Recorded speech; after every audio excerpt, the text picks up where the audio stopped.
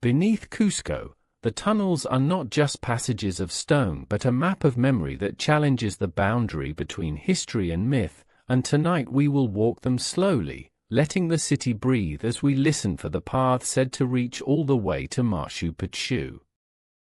The streets above are quiet now, the lamps are low, and the stones of the old imperial capital carry a cold that seems to rise gently through the soles of your feet, the way old stories rise through a silence that invites them in. In this hour, when the city lowers its voice, the ground seems to speak more clearly, and what it says is simple, almost a question: if the Inca traced their world with lines of sacred places, could they also have carved a secret geography beneath, a hidden mirror to the kingdom of the sun? Some say yes with the certainty of a memory they never lived, others say no with the precision of a map they have never seen, and between them the earth holds what it holds, unbothered by our arguments, patient as stone. We begin near Sacsayhuaman, where the walls do not bend because they do not need to, and the blocks sit so precisely that a shadow can barely find a place to rest. The air here has the clean metallic taste of high altitude and a faint breath of eucalyptus drifting in from the hillsides, and when the wind turns it threads itself through fissures and hollows as if fingering the strings of an unseen instrument. People have gathered in this place for so long that memory no longer belongs to anyone in particular. It is a pool of reflections in which faces appear and vanish, and in that shifting water of recollection you will often hear one name spoken with a mix of caution and pride: Chincana. The word sounds like a path that refuses to be found, like the echo of a step that came from somewhere else, like a lesson that reveals itself only after you have taken the wrong turn, and the meaning commonly given place of getting lost sits in the mind like a small, precise weight. In the daylight, you can see the mouths in the rock, the narrow throats leading down, the cool edges worn smooth by hands, by knees, by the brush of woolen cloaks, but at night the entrance is softened back into the hillside, and you can believe, easily, that the tunnels are not a space but a mood, a change in pressure, a hush that gathers under your ribs. The story you are about to hear is not a catalogue of proof, and it is not satisfied with rumor. It is a walk between both. If you are lying down, let the bed carry your weight the way the mountain carries the city, dense and unhurried. If you are sitting, let your shoulders drop a fraction, enough to notice your breath arrive and depart, like a pilgrim returning to a familiar doorway. In this state, we are ready to listen to an old argument: did the Chincana tunnels, in some form, once link the altar of the sun in Cusco to sanctuaries far beyond, perhaps even to the cloud-wrapped citadel of Machu Picchu? The distance is great, the terrain is cruel to straight lines, and rock is not a patient apprentice when taught to obey human corridors, and yet the idea persists, not because it is easy but because so many unrelated fragments point in the same direction. There are stories recorded by voices shaped by conquest and by hope, mentions of sealed doors, of treasure taken away before it could be demanded, of passages choked with stones in a hurry, as if fear itself laid the masonry. In the colonial years, it is said that entrances near Coricancha, the Temple of the Sun, were found and then fastened shut with the same zeal that nailed the new order into place. The Spaniards feared what they could not govern, but they also feared the simple dangers of stone, narrowings that pressed the chest, drops that refused to announce themselves, pockets of air gone thin and still. There were losses. There were explorers who entered with ropes and torches and the conviction that the world would hold them, and who did not return. The city is kind enough not to name them anymore. It speaks of them as if it were speaking of a pattern in a tapestry, a motif repeating under many names, a lesson in humility written in darkness.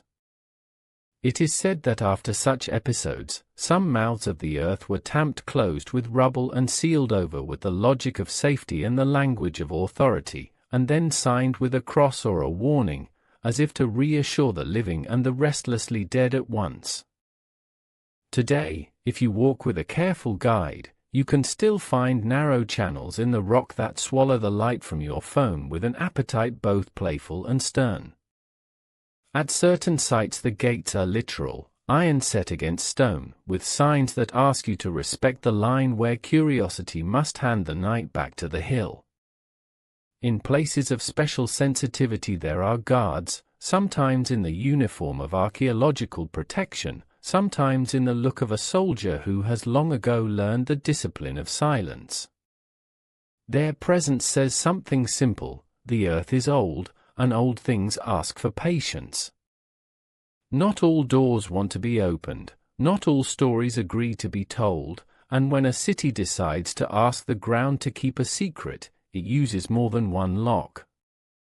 This is not only about legend, it is about safety, and about the delicate arithmetic of preservation and risk, and about the knowledge that a reckless footstep can break more than bone. And yet the mind is a creature of connections, and when it cannot walk a path it will draw one.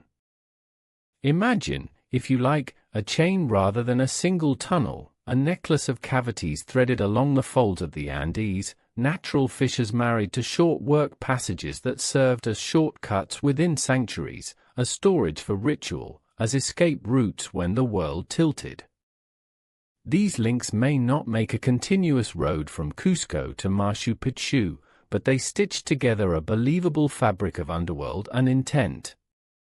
The Inca divided their cosmos into three realms: the world above, the world of the living, and the world below, and caves were doors to that lower layer where ancestors and seeds slept. To move underground was not merely to move in space but to travel in meaning, to pass from public fact to sacred inference, to do what the sun does when it goes under the horizon and still shine somewhere else. In this way the Chincana becomes both practical and poetic, a landscape of sanctuary and ceremony, connecting altars not just with stone but with belief. Listen to the way the tunnels explain themselves if you let them. Rock is slow fire, frozen in the act of moving, and in the Andes you feel that pace as a certainty, as if the mountain is an animal breathing at a rate that ignores you. Pressure opens cracks where water insists, and water is a tireless thinker. Over centuries it writes its logic into every weakness, opens a sip to a rivulet to a vein, and in the darkness these small ideas grow large. On a still night you can hear it as a distant conversation, drops striking stone, the whisper of a film of water sliding along an inclined plane, the occasional richer note of a puddle receiving a small gift. This soundscape invents its own fiction, and if your mind is tuned to it you can be tricked into hearing footsteps, the shuffle of a cloak, the echo of your own exhale coming back with the shape of a stranger. Many times, the earth is not haunted, it is merely honest. It repeats to you what you bring to it with a slight tilt, enough to make you consider that there might be someone else in there with you. But the stories do not rise only from mood and echo. The chronicles of the early empire's fall into foreign hands are clear enough about the presence of subterranean spaces around Cusco, and when you layer that testimony over the day's practical restrictions, a gate here, a sealed mouth there, a warning put in place by people whose job is to prevent accidents, you are left with something that has the weight of reality. That weight is especially noticeable at Coricancha, where the sun was once invited indoors to dine on gold. There, the ground is a palimpsest, a page written, scraped, and written again, the Inca foundations firm and patient beneath colonial walls, and somewhere in that layered book are passages that once led into the cool logic of the hill. Whether they went far or simply far enough, whether they carried runners, priests, messages, or merely dreams, the city does not say. It lets you approach with a question and leaves you with an answer that is mostly silence and a feeling that you almost understood. Pause for a moment and notice your breath again. not because you are tired but because the tunnels require a slower clock. In the dark, time thickens, and a minute becomes measurable by the distance your heartbeat travels to your ears and back. Explorers who went down without a map sometimes discovered a new law of motion. Every step taken without a promise of the path ahead costs more than a step on a road that announces its destination from the start. Ropes can lie, lights can be tempted into sleep by their own small stores of power, and a familiarity with daylight can be a hindrance underground, where the eye must use information the surface never bothered to teach it. There are tales too many to dismiss, too inconsistent to crown as proof of people who entered whole and returned narrower, as if some piece of certainty had stayed behind in the rock. There are other tales, the ones we mention only quietly, of people who did not return at all. In time, fear learned to wear the language of prudence, and prudence learned to hire a mason. The Spanish sealing of entrances has its own logic that needs no legend to support it. If you are a new authority in an old city, you control the obvious roads and the visible squares, you control the air between walls by decree, but you do not control the air underfoot unless you put a stone to it. Closing mouths in the earth curbs rumor, tames escape, asserts dominion over the unseen. It also prevents foolish deaths in places where rescue is a rumor and a prayer is an attempt to be heard through a very patient blanket of rock. Over time, these closures harden into law and then into assumed landscape. A gate becomes part of the hill, a warning becomes part of the view, and the story behind them becomes something the guides tell as the afternoon leans toward evening and visitors look for an ending that matches the taste of the air. And yet, listen to the counterweight in the mind. If a door is closed, somewhere there is a key, and if a key cannot be found, someone will imagine a master key that fits all locks. This is how the long tunnel to Machu Picchu continues to live inside the city's imagination, as a master key to a kingdom of hidden logic. Does the earth between the two sites carry a single uninterrupted throat of rock made obedient by human hands? Unlikely. Does it carry, in places, seams and weathered channels that invite human use, which then encourage rumor to outgrow architecture until the story becomes cleaner than the terrain? Very likely. And in telling this we do not reduce the wonder, we refine it. The truth is usually less convenient and more beautiful, a network of small opportunisms, joined by belief, turned into a map so elegant that it feels like a single line traced by a steady hand. Above ground, the geometry of Cusco speaks the language of precision and myth in the same breath. The sec lines that organized sacred places radiated like spokes from the center, assigning order to space with a clarity that still hums beneath the skin of the city. It is not unreasonable to think that what was so carefully plotted above might have had correspondences below, not exact mirrors but intimate rhymes. A small storehouse cut into rock to keep ritual offerings dry. A crawl space that turns a procession into a passage through symbol. A channel that lets a priest move from an inner chamber to an outer courtyard unseen, emerging with the message that the world itself has moved, not just a human. The Inca did not separate engineering from ceremony. To shape stone was to make an argument about the cosmos. In that context, tunnels are more than shortcuts. They are statements that the world has depth and that wisdom often travels below the noise. We can, if you like, walk one of the accessible narrowings with our mind. You are on your side, shoulder brushing the rock, left hand leading, right hand pressed against a surface that has the indifferent temperature of long shade. The ground has smoothed itself under centuries of knees, and your breath has shortened to a rhythm meant for small spaces. There is a bend ahead that you cannot see but can tell by the way the echo of your breath changes pitch, and you realize that sound is your primary map now, not light. The guide ahead says little, for words are a poor instrument in a throat of stone. They break into pieces and return as something else. You keep going because the ground says yes, at least for now. And then, at an exact point where attention and fear are having a polite disagreement, the channel opens into a chamber that accepts your torso without negotiation. You sit. You breathe in a different shape.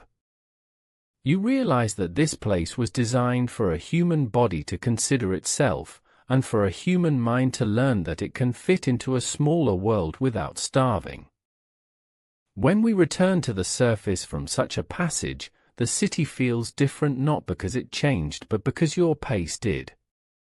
The sky has more air in it, the bells in the distance seem to be telling time with a greater kindness, and the stones underfoot have that quality you notice only after a day of looking at them, which is that they have been arranged both to endure and to please. In this mood, you can ask, again, about the long road to Machu Picchu, and the question comes out softer. Maybe the connection is not measured in a single line of rock but in the way the mind now holds both places at once, the Temple of the Sun and the Cloud City, joined by a belief that sacred things improvise their own routes, and by a knowledge that the Inca, if they needed to move in secret, would have found ways to move with the mountain, using what the earth already offered.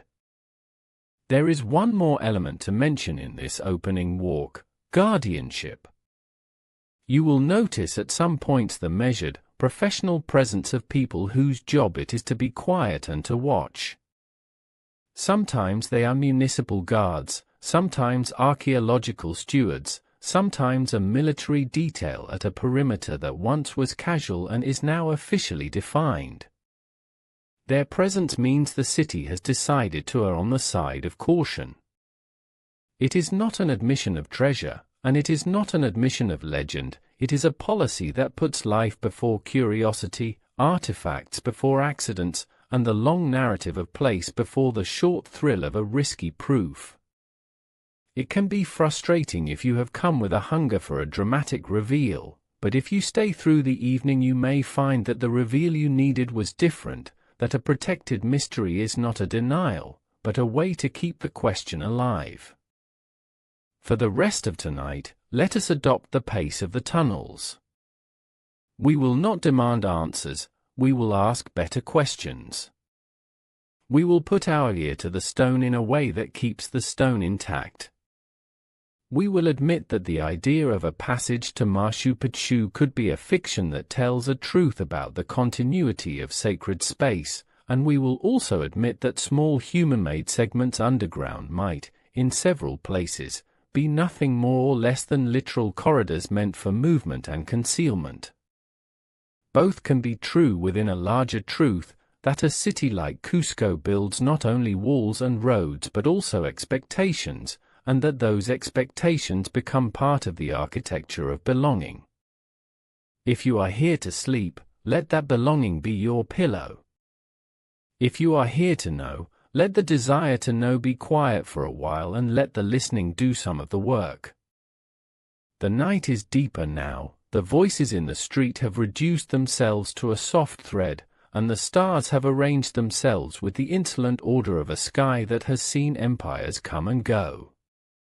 Somewhere below, a narrow place waits, untroubled by our need to name it, confident in its job of simply being where it is. In the morning the stones will warm, the city will fill with footsteps, and the gates that seem like conclusions in the dark will look like beginnings to some and barriers to others. But for now, in the kind patience of the hours meant for rest, we have learned the first habit of the Chincana, to proceed without haste and without surrender.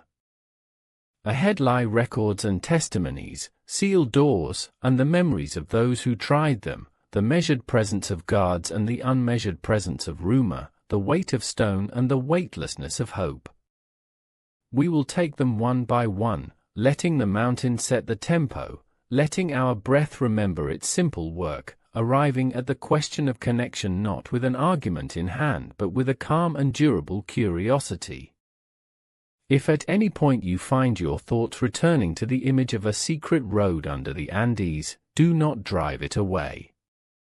Keep it like a small flame guarded by two hands, not to burn but to light. The caves and the city benefit from this kind of attention, the kind that rests on them instead of pressing into them, the kind that permits wonder to be an end and not just a means. If a door opens, one day, it will do so in season, to people who have asked the right questions with the right humility, and the first thing they will feel is not triumph but belonging, the sense that they are not the first to be there and will not be the last. Until then, the night has room for both the certainty of stone and the generous ambiguity of story, and it is this pairing that will carry us forward, step by careful step, toward the heart of what lies below. For now, rest with the thought that Cusco is not only built on stone but woven into it, a city with a shadow that has weight and texture. In that shadow, the Chincana waits without impatience. Some entrances are sealed, some are guarded, and some are simply overlooked because the mind prefers a grand door to a modest crack that opens generously once you agree to crawl. Those who never returned remind us not of conquest or loss alone, but of the cost of approaching old things with a new hurry. Their absence is a kind of signpost written in negation, the clearest warning a story can give. If you are listening in the dark, you are already doing better than they did. Keep listening. Keep the map in your mind flexible. Keep the night with you as an ally, and you will find that the world under Cusco is not trying to hide from you.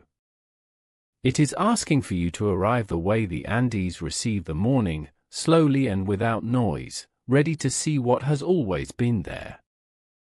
And so we end this first descent not with an answer but with a posture, shoulders loose, breath even, mind tuned to the slow grammar of stone. Tomorrow, or the next chapter, we will look more closely at the testimonies and the engineering, at the places where the ground yields a path and at the places where it refuses. We will trace the rumor of a road to Machu Picchu with the seriousness it deserves and the skepticism that keeps us safe. For tonight, let the tunnels find their way through your thoughts the way water finds its way through rock, patiently, persistently, without force. The city sleeps, the gates hold, the guardians keep watch, and under it all the Chincana breathes with the steady dignity of old things. When you close your eyes, you may hear it, a low note too deep to be a sound, the feeling of depth itself. Follow that. It is the surest guide we have. The name that unlocks this whole question is Chincana, a word spoken in Cusco with the careful tone reserved for things that are both ordinary and profound, and in its most familiar gloss it means the place of getting lost, which is less a warning than a description of what the earth here does to time, certainty, and the straight lines drawn in daylight. The sound of it carries a pattern, a narrow beginning, a winding middle, and a quiet exit where the air feels new again, and in that pattern the city hears itself, because Cusco has always been a lesson in passages, some open to the sky and some refusing the sky in favor of the steady company of stone. Around the great terraces of Sacsayhuaman, along the rippling surfaces of Cuenco, and near the gentle hollow popularly called the Temple of the Moon, Chincana is used to name not just any hole but a path that insists on contact, a corridor that asks the body to accept the terms of the hill. People repeat the word softly, almost like a mantra, when showing a visitor the mouth of a low passage where a shoulder will brush rock, and a palm will read the cold grammar of a wall polished by generations of cautious hands. There are places where this idea wears distinct nicknames, as if the city were labeling drawers in a cabinet of memory. Near Sacsayhuaman, two especially famous passages live in local speech as the larger and the smaller, the Grande and the Chique, a pair that gives shape to the whole family of narrowings and chambers scattered around these slopes. The smaller is the more forgiving, a short crawl that lets a person vanish for a moment and reappear a few breaths later in new light, laughing at the soft scrape of cloth and the sudden joy of a view gained by patience rather than height. The larger is taller in its reputation than in its ceiling, known for turns that pinch the world down to a decision, known for a darkness that doesn't threaten so much as instruct, known, too, for stories of people who went in with more confidence than caution and learned, at a cost, that stone never argues but it does insist. These two names, spoken without ceremony in the late afternoon by guides who have learned when to encourage and when to shake a gentle no, anchor a wider sense that the hills above Cusco are not solid in the way a slab is solid, they are a weave, thick in places, thin in others, hospitable where a small mind would see only refusal. The city's center gives the word another resonance. At Coricancha, where the sun was asked to spend time indoors with gold, stories gather about doors below the reach of the street, about steps that go down into the cool layer where voices change their shape. Often these stories are tied by a thread, thin but persistent, that runs from the temple towards Sacsayhuaman and then onward in imagination to the cloud city known to the world as Machu Picchu.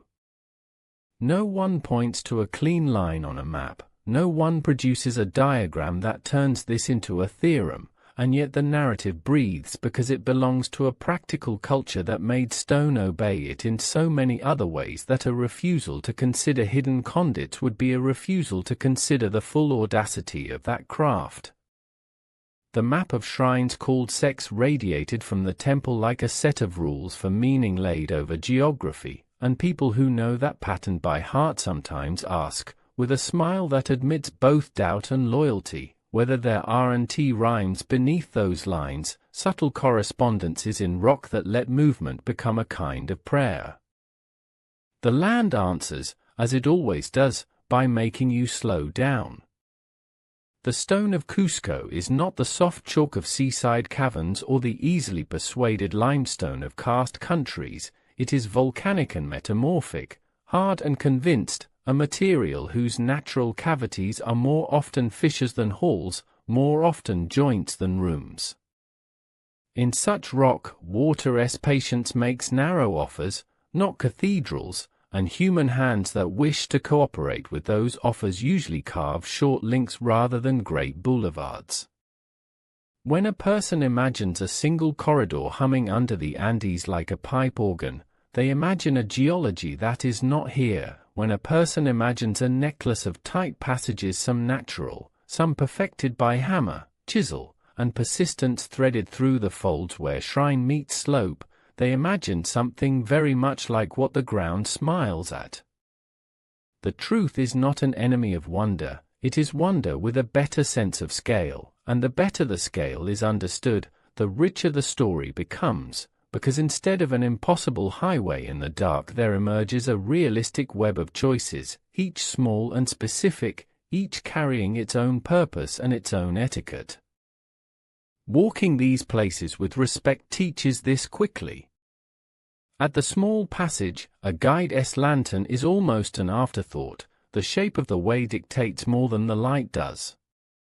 Knees remember childhood, a shoulder accepts a scuff, the throat of rock sends the sound of breath ahead as an offering, and the hand meets long-polished stone with the recognition that this surface is not sharp because it has been in conversation with human contact for a long time. The exit is immediate and generous, a gift of the sky that feels earned, and the lesson has nothing to do with bravado and everything to do with how the body learns the terrain's preferred speed. The larger passage demands still more attention, and even if entry is forbidden by a gate or by the quiet authority of a guardian's presence, the mouth of it communicates clearly what lies beyond, tighter turns, a narrower contract with the idea of forward, and the need for a rope to be more than a decoration. Nearby, at Cuenco, the rock becomes text, incised with channels and cut with a chamber that manages to be both intimate and ceremonial, a space where the concept of inside gathers, not to hide, but to concentrate meaning, and where Chincana feels less like a dare and more like a method. These methods likely served more than one intention. In a city that administered empire with a practical intelligence, hidden movement was a tool, and not just in times of threat. Rituals thrive on timing and surprise, on the arrival of a figure not seen approaching, on the appearance of a message from a door that is not supposed to be there, and short conduits through stone, connecting inner to outer without spectacle, are perfect for such work. Storage also favors the modest and the cool, and food or offerings placed in carved recesses keep better when they do not bargain with the sun. In all of this, Chincana is not a romantic myth but a pragmatic vocabulary that borrows something from myth when it needs poetry to sustain memory over centuries. The borrowing is not theft, it is consent between utility and meaning, and it leaves behind a legacy that is easy to love and hard to measure, which is exactly why the city tells it at night, when measurement loosens and love of place becomes the dominant sense. If there is a warning tone in these stories, it comes not from the desire to guard power but from the experience of loss. Across generations, accounts circulate of curious young men descending with cheap torches and poor maps, of visitors mistaking a short game for a long one, of shouts thinned by distance until they sound like something the stone invented, and of returns postponed until the city had already decided to keep those names private. Such accounts are not proof of a vast labyrinth. They are proof that even a humble set of narrow choices is enough to overwhelm an unprepared mind. When the mind is overwhelmed underground, the math of rescue becomes cruel, and communities learn quickly to place bars where hope would otherwise talk itself into risks it cannot afford. A sealed entrance is sometimes an act of sadness, sometimes it is an act of love, often it is both. And where soldiers or official guards stand quietly near the boundaries of archaeological zones, their posture says everything this city wants to say without drama. This is old, important, and more fragile than it looks, and the world above will not be improved by careless feet below.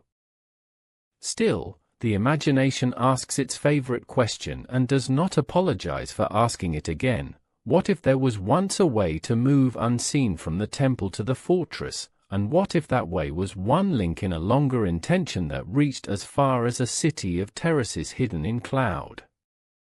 The mind lays this question next to the sec lines and finds it pleasing that order exists, that sacred geography is not random decoration but a system, and systems tend to echo themselves in multiple media. Stone above may rhyme with stone below, not as mirror, but as chorus. At this point, memory does a subtle and honest thing. It produces stories of strange finds during repairs, of voids detected under courtyards, of a stair that seems to insist on going downward before a wall denies it, of an old neighbor's tale about a door that was once a door and is now a patch of wall that looks slightly too smooth. These accounts are individual and inconsistent, but their very inconsistency is a sign that the source is not a single urban legend but a field of small truths, some geological, some architectural, some social, all of which keep the narrative supplied with detail the way a spring keeps a channel supplied with water long into the dry season. To move gently between these truths without breaking them, it helps to attend to the rock as a clock. Over long stretches, forces lift and crack, rain insists and infiltrates, small earthquakes adjust joints and break the confidence of certain spans, roots wedge delicately, and frost, where it can find a surface to bite, opens the tiny invitations that centuries later a human knee accepts gratefully. In such a world, the line between natural and human-made is often a matter of degree, not category. A meter of chiseling attached to a meter of lucky weakness is not a miracle, it is good craft. 10 such pairs in sequence can feel like a secret path when walked at night with a torch and a beating heart. Add to this the deliberate cuts observed at sites like Cusco, a cool chamber here, a carved channel there, and the concept of an underground vocabulary grows into a grammar, not universal, not continuous from here to the Cloud City, but rich enough to compose sentences in more than one neighborhood. Those sentences, like all good architecture, instruct behavior, fewer torches, slower steps, quieter voices, a careful courtesy to the limit of what is safe. At the scale of the body, these sentences read like this. A hand finds a niche that does not feel carved but is placed exactly where a person who is folding themselves into a lower world would ask for support. A knee slides across a surface so smooth that either water or long use has civilized it beyond any sudden complaint. The smell of earth is clean and without rot, the color of the dark behind closed eyelids is darker than any fabric, and the head, for a moment, understands that its usual dominion is suspended, the hips and shoulders are in charge. Emerging from such a passage to a terrace cut sharp against the sky, everything above looks like a continuation of what was below, lines, faces, blocks that agree with one another, and a confidence that nothing here was left to accident, not even the invitation to be briefly lost. The calm that follows a safe passage is very close to sleep, and for some listeners that calm is the real point, the gentle reward that comes from letting a story take the place of sight for a little while. If we return our attention to the city's memory, we will find the word chincana doing more than labeling passages. It is also a household word for a particular kind of challenge, the kind that can be won by patience alone. In that sense, the name works as a bridge between practical and sacred uses. A ritual that requires a petitioner to lower their head, to accept a complication instead of conquering it, to proceed without pressing. Such a ritual gains meaning from the geometry of the experience. A messenger who must move unseen without the arrogance of speed learns the same lesson as the petitioner. In both cases, the passage is the message, and when the passage is carved or adopted intelligently, it becomes a teacher that survives regime and season. Even when walls are built over it, or a doorway is filled and plastered, those lessons persist in different forms, often as cautionary tales or as friendly advice, and sometimes as those persistent suggestions that the ground knows more routes than the map will tell. It is tempting, in a city so intimate with stonework, to make every underground rumor into an Inca signature and every sealed door into a colonial intervention, but the reality is more textured. Some closures are late and modern, imposed after the 20th century learned hard lessons about tourism, liability, and the need to preserve remaining integrity in the face of loving overuse. Some passages that feel ancient are in fact local inventions of a recent decade, the outcome of children playing at exploration or shepherds improving an animal's path by removing an inconveniencing stone. This mixture does not insult the older stories, it supports them by showing how a landscape encourages certain behaviors over and over, turning a trend into a tradition.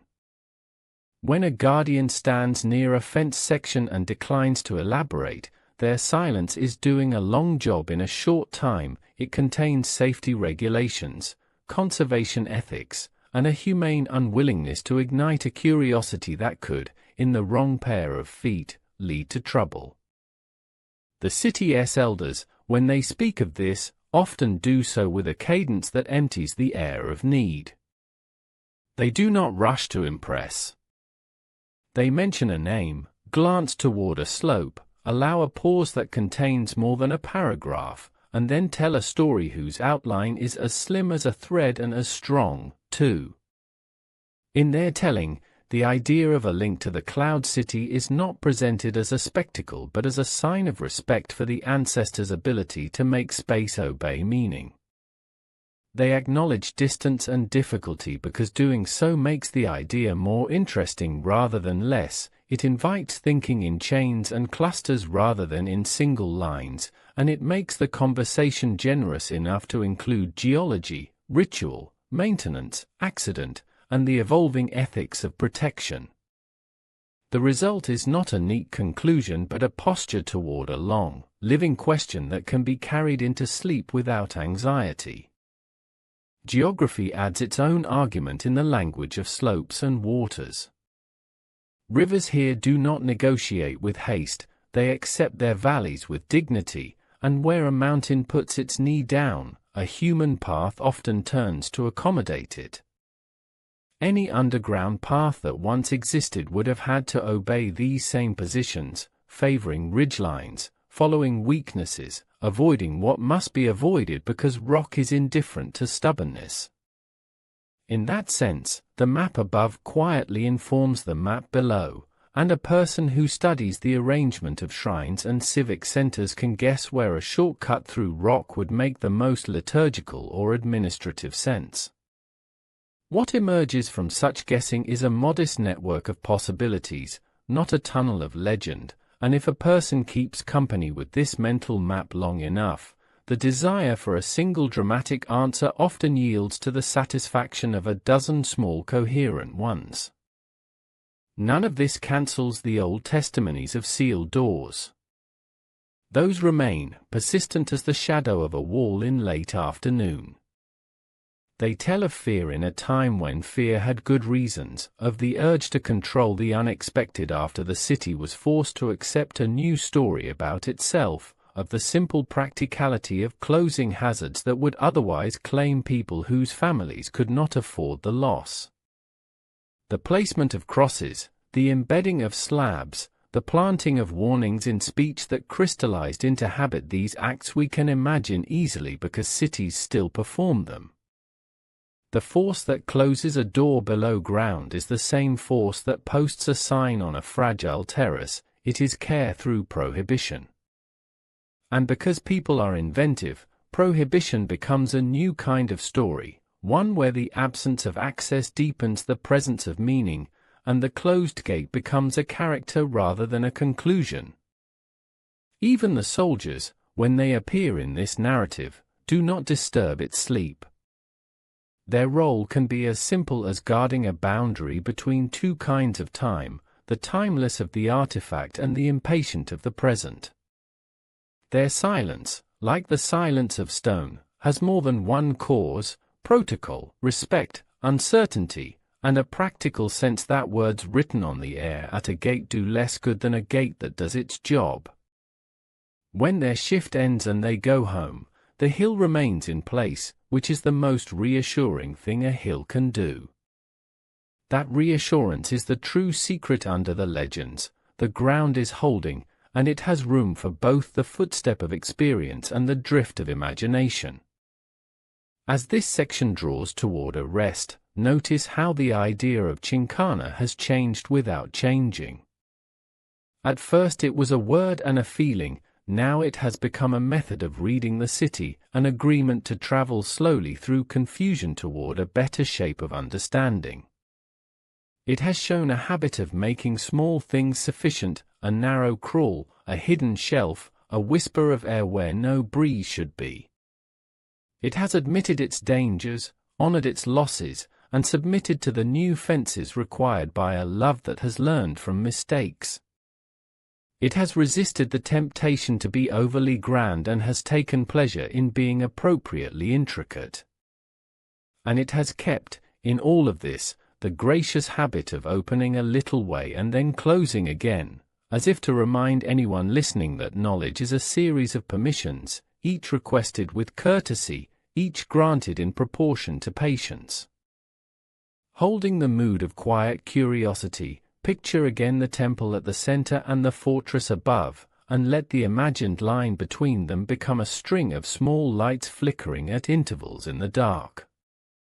Each light is a story, a carved step, a sealed door, a rope burn, a polished wall, a remembered name, a warning sign, a statue of patience, a lantern seen by no one, a breath held and released.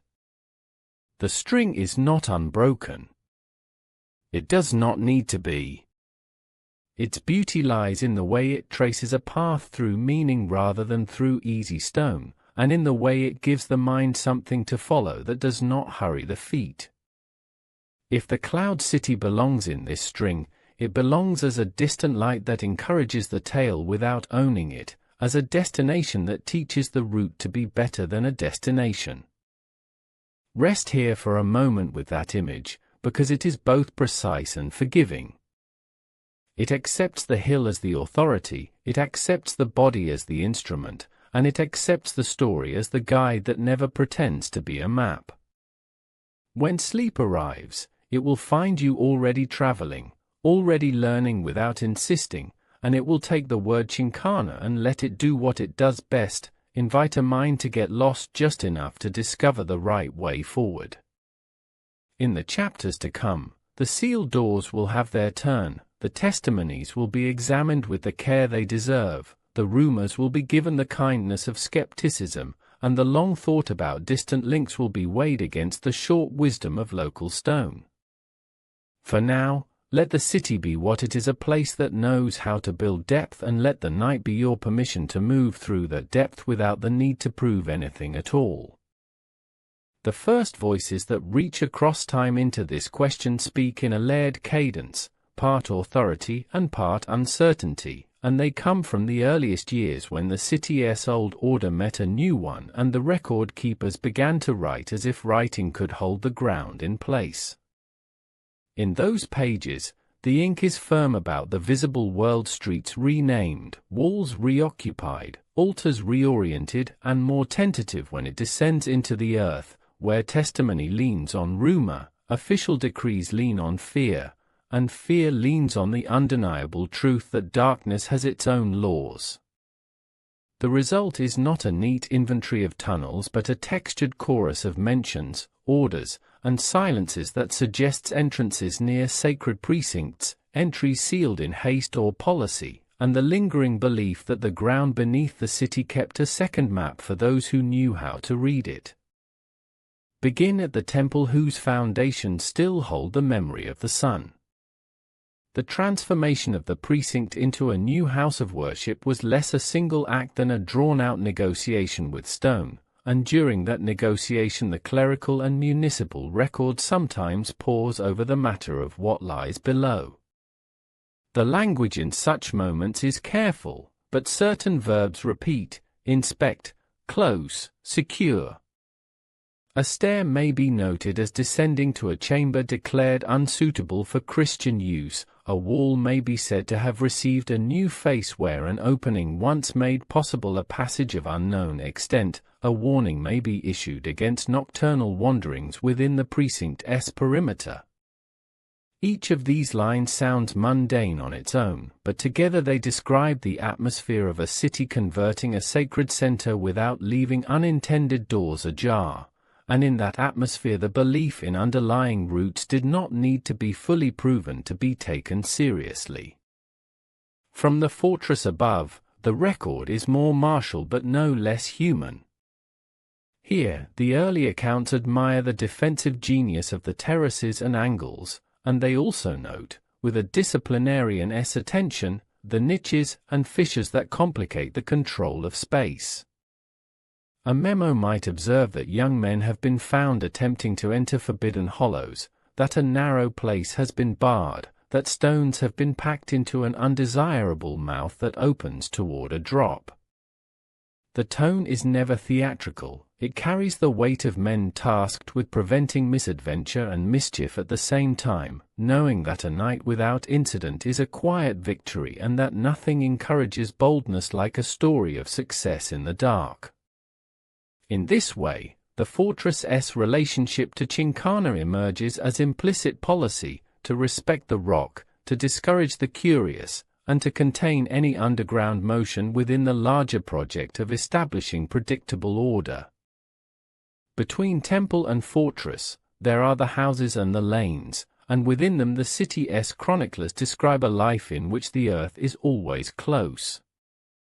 In such descriptions, caves and passages are not exotic elements inserted for effect, they are part of the vocabulary of place, invoked when a neighbor speaks of a wall that became thicker in a single week, when a courtyard's paving shows a subtle newer color where a mouth was tamed, when a house's corner is said to rest on a hollow that the family knows and avoids. The early extirpators of old rites, men whose work mixed theology with surveillance, leave reports that read like inventories of thresholds, here a cave used for incense, here a chamber declared empty and nevertheless closed, here a slit that carries voices too far to be tolerated. Their aim was to reassign meaning, to redirect reverence, to place the old doors under the authority of new keys, and in doing so they left behind a record that, while never designed to confirm a grand network, affirms repeatedly that the ground contained more passages than a prudent ruler could ignore. It is easy to imagine these men and their interpreters standing at an opening, lantern smoke moving against a breath of cold air rising from below, debating the merits of going in versus closing the matter forever with stone. On one side is the attraction of knowledge and the confidence born of new power. On the other is the arithmetic of risk in a place where even the experienced can misjudge distance and depth. Often the decision would tilt toward closure, not because mystery is an enemy, but because the city was full of pressures that make patience the only reasonable policy. There were buildings to raise, and ceremonies to establish, and the daily work of governing a population whose knowledge of the hill was intimate and could not simply be replaced with a proclamation. In that context, sealing a door is not only an act of negation, it is a way to put a boundary around a question until a safer day, a way to ensure that the new map holds while the old one the earth remembers is allowed to sleep within it. In the same decade that saw churches rise on older foundations, a parallel architecture of writing was built around the city, a lattice of letters and authorized accounts that aimed to make the world intelligible in a new idiom. This architecture is strong where it can point, count, and measure, it grows less firm where the underground is concerned, and there the tone shifts into what might be called an administrative caution. If a passage is known and safe, it can be named and kept open. If it is suspected and unpredictable, the safer bureaucratic verb is to suppress. An order might command the filling of a cavity with rubble from the nearest demolition, the securing of a grill over a hole too small to be filled, the appointment of a watchman whose presence would cool the fever of curiosity that tends to rise wherever a secret might be imagined. In some places, these measures were as temporary as the men who enforced them. In others, they hardened into features of the city, so that descendants would walk past a certain corner and know, without needing to be told, that under that spot the earth once spoke more loudly. The stories that survive among families and barrios braid themselves through these records and make them warmer. They tell of a time when a door near the temple was briefly open and a group of boys returned from a short adventure, cheeks blackened with soot, eyes bright with the kind of pride that softens under a grandparent's scolding. They recall a craftsman who worked at night in a basement where the air kept his material supple and who one evening heard voices pass beneath the floor where no street existed, a muffled procession of footsteps that could have been a trick of acoustics or the memory of a path older than his walls. They remember a woman who lit candles in a niche and believed that the breath that fluttered the flame came from the benevolent world below where seeds and ancestors rest. These are not proofs of a single tunnel, they are signs that the city's underground is a social fact, woven into the grammar of daily life, present at the edge of talk whenever the subject turns to how the old city lives within the new. Not all stories end in comfort. Among the chronicles and the oral histories, there are accounts of disappearances that prompted searches, prayers, and prohibitions. An apprentice who went down to retrieve a tool dropped in a narrow place and did not return within the hour, a pair of cousins who challenged each other to discover a rumored connection between two known hollows and were overtaken by thirst and fear, a prospector who believed that the earth might be keeping a treasure in a dry slit and who never returned to negotiate the sale of his plan. In response, the authorities did what authorities do: they posted warnings, they sealed mouths, they punished guides who defied the closures, and they invoked both law and charity in insisting that the city's children needed firm boundaries where stone and night conspire to make the world larger than a person can handle alone. Such measures did not cancel the allure, they redirected it into story, where it could move without breaking bones and where it could be shared at a pace that let carefulness enter the listener's heart. The new rulers also understood something about symbols, and symbols are most eloquent when they occupy thresholds. A cross placed above a sealed opening served more than one audience at once. To those devoted to the new faith, it announced a claim, a sanctification of space that once belonged to other gods. To those who remembered the old rites, it also read as a warning, a sign that not only the door but the idea behind it was now under a different stewardship. To the practical mind, it meant simply that a dangerous place had been marked, so that the night would not invite someone to step where their foot would regret it. In each case, the symbol did its work without argument, and over time the habit of reading such marks became part of the city's literacy, a way to walk wisely, to know where invisibility begins, to recognize that some questions are being asked to wait. There is a particular genre of document from those centuries that makes the case in a language of lists and fines. These are the records of visits to places deemed vulnerable to old practices and to accidents, and they very often include an inventory of actions taken to limit access without erasing memory. A door is bricked but the arch is left visible. A stair is removed in its lower third while the upper flights remain, a reminder of where downward once began. A sign is posted that names the risk and assigns a penalty to those who ignore it. The shape of the city is thus allowed to keep its gestures while the unsafe motion is politely but firmly refused.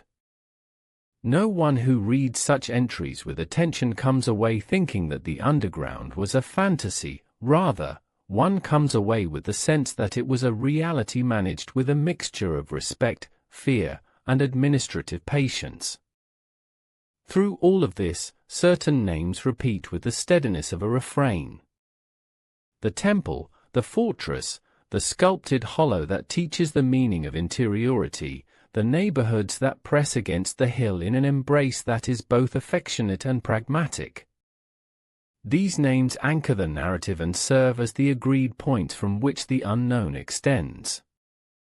When the city speaks of larger and smaller passages near the fortress, of a breathing coolness under the precinct of the sun, of the way a whisper travels too far under the carved slopes, it is doing more than pointing at features, it is pointing at habits of attention that have been trained for centuries. The habit says, do not dismiss what the ground suggests simply because it is not a hallway, do not dignify rumor by enlarging it beyond the capacity of rock, hold both caution and wonder in the same hand and let the one be the check that keeps the other honest. The question of a connection to the Cloud City rarely appears in these early administrative pages, but it appears in the societal conversation that grew in their shadow. The mere act of sealing local doors taught the mind to imagine distant ones, because closure is a dramatic craft and drama attracts implication. If a short passage can exist and has existed here, why not there? If a narrow way once carried a priest or a messenger unseen beneath a single courtyard, why not a sequence that, by a cruel unluck, made possible a longer invisible journey? Doubt answers with geology and scale, belief answers with patience and a taste for the indirect, and between them the city learned to live with a long conditional, if not a single throat of stone, then perhaps a stitched series of small apertures used lightly and left to sleep in long intervals until a moment of need. The colonial documents do not step into this speculation, they simply leave an environment in which it can live without either swelling into absurdity or being starved by ridicule. Over time, the duty of guarding these places moved among different hands. In the earliest days, the work fell to clerics, magistrates, and soldiers in proportions that reflected immediate pressure. As generations passed and the city's understanding of heritage deepened, the watch was shared with scholars and custodians whose uniforms spoke the language of museums and municipalities. In certain periods of instability, the familiar presence of a military detail at a perimeter lent the simple message that had been spoken in many decades' worth of tones: not here, not now, and not without the right preparation. The continuity across uniforms is the message itself rather than its design. The underground does not care who pronounces the caution, it recognizes only whether the caution is effective, and the effective form is always the one that turns a risky temptation into a quiet fact of the landscape that people unconsciously respect. Even the city's art absorbed the theme. Retableaus and canvases sometimes employed caverns as backdrops for moral lessons, and carvings around thresholds at times mirrored the look of a closed mouth of stone, allowing homes and chapels to speak with the forms of the hill. This aesthetic echoed a pragmatic truth: the boundary between sacred and unsafe often occupies the same physical features, and a community learns to use those features as a teaching tool even when the curriculum has changed. The lesson is steady and subtle. The world underfoot is the realm of seeds and of ancestors, which means it is potent and not to be trespassed without the blessing that comes only from purpose, consensus, and care. The new theology gave that intuition new names, but it did not change the shape of the terrain that formed it, and so the city's underground continued to be a teacher in a school without a formal schedule. On certain afternoons, when the light is kind and the wind takes a brief rest, the entire debate seems to dissolve into a single clear feeling. The visible stones of the streets show their polished patience, the shadows inside niches gather like friendly thoughts, and the low hum of an old city at work makes a sound that muffles the distance between now and the years when these first decisions were made. In that feeling, it is possible to accept the colonial records for what they are without asking them to be what they are not. They are the memory of a transitional consciousness doing its best to manage two maps at once, one of heaven and earth, and one of surface and below. They offer glimpses of passages and acts of closure that, in aggregate, confirm that the underground was a factor in policy, piety, and safety. They do not draw a long line under the mountains to the cloud city, and they do not need to.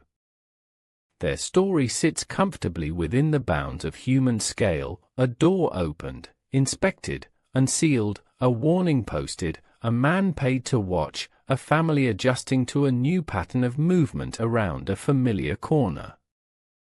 If a single sentence could summarize the motive contained within these pages, it would be this: the city learned to sleep by asking the earth to be quiet in certain places.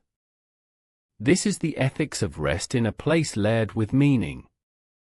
Those who governed decided that a good night for the city was better than a dramatic day for the curious, and because their decision matched the physics of stone and the requirements of grief, it held.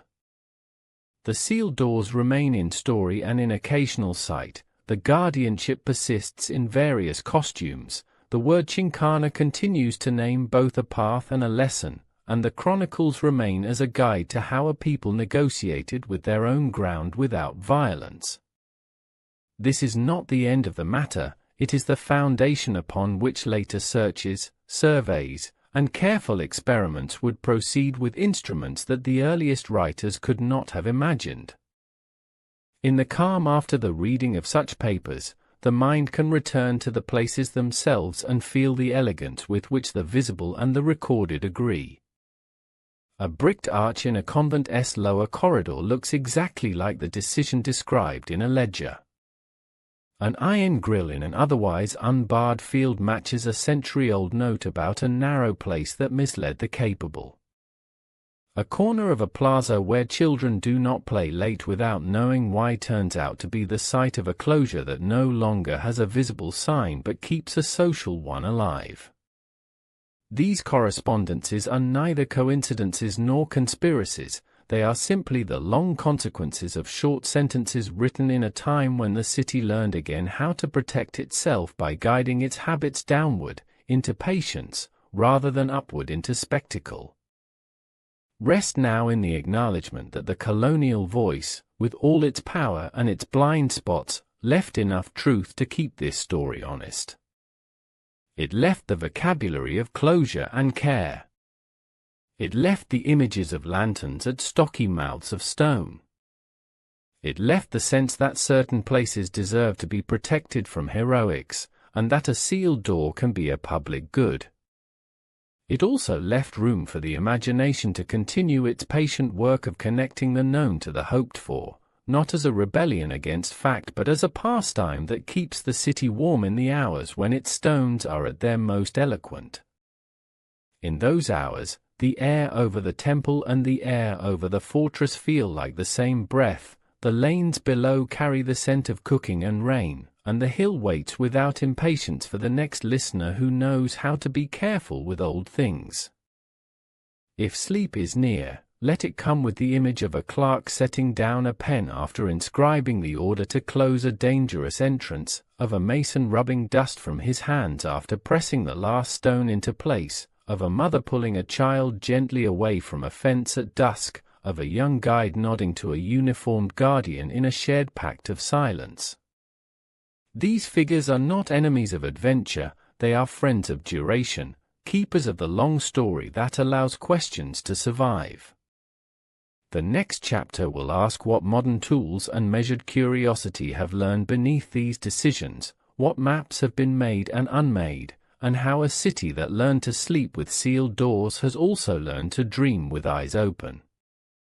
For now, let the pages close with the same sound as a gate latching softly at the edge of a field, decisive but not unkind, and let the earth keep its counsel until morning. By daylight, closure stops being an abstract policy in a ledger and becomes a tactile grammar the city uses to speak calmly with its own ground, and as the sun touches each slope and courtyard, the many shapes of sealed entrances come into view like a set of punctuation marks teaching the eye how to pause before the earth's unfinished sentence. A bricked arch under a convent corridor looks as if it always belonged there, the curve still elegant, the mouth made quiet by courses of stone that imitate speech without sound, and the mortar carries a slightly different tone, the faintest shift in color that tells a careful observer where a story once continued downward and now rests. An iron grill at the edge of a field near work rocks its flush to the surface like a lid that prefers to be overlooked, its bar set close enough to deny careless bodies but far enough to admit the wind's slow breath, turning a dangerous hole into a breathing, stable absence that belongs to the hill as neatly as a mossed stone. A low doorway in a terrace wall is filled not with neat brick but with a deliberate tumble of tight stones, a dry stacked hush whose very irregularity insists that nothing here be pried loose without breaking a compact older than the lock on a modern gate. Each closure has a temperament, and none of them are theatrical, because the point is not to advertise a secret but to let a boundary blend into the life of the place. Bars are often painted the color of dust, or left to weather into the same iron brown that shadows take when the afternoon leans, and the padlocks are modest, unimaginative, almost shy about their work. Where a grill covers a vertical shaft, it is seated on pins sunk deep into the rock, welded at corners that a boot cannot persuade, and the mesh admits insects, air, and time, but not a person's impulse. Where a wall has been faced over an opening, the masons key the fill into the shoulders of the original, stitching the new stillness into the old strength, so that earthquakes will read the closure as part of the hill's intention rather than an afterthought to pry loose. And when a sign must speak, its voices are close cousins, a triangular warning for fall risk, a simple panel naming an archaeological zone's perimeter, a short sentence forbidding entry not in anger but in the same steady tone a parent uses to keep a child from a stare in darkness.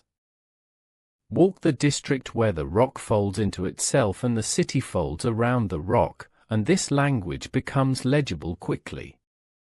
A slot that in another country might be called a cave looks here like a deliberate line break in the hillside, and just where curiosity gathers itself to stoop, the grille's geometry resolves, almost invisible until the last step and then undeniable, like a quiet hand on a shoulder.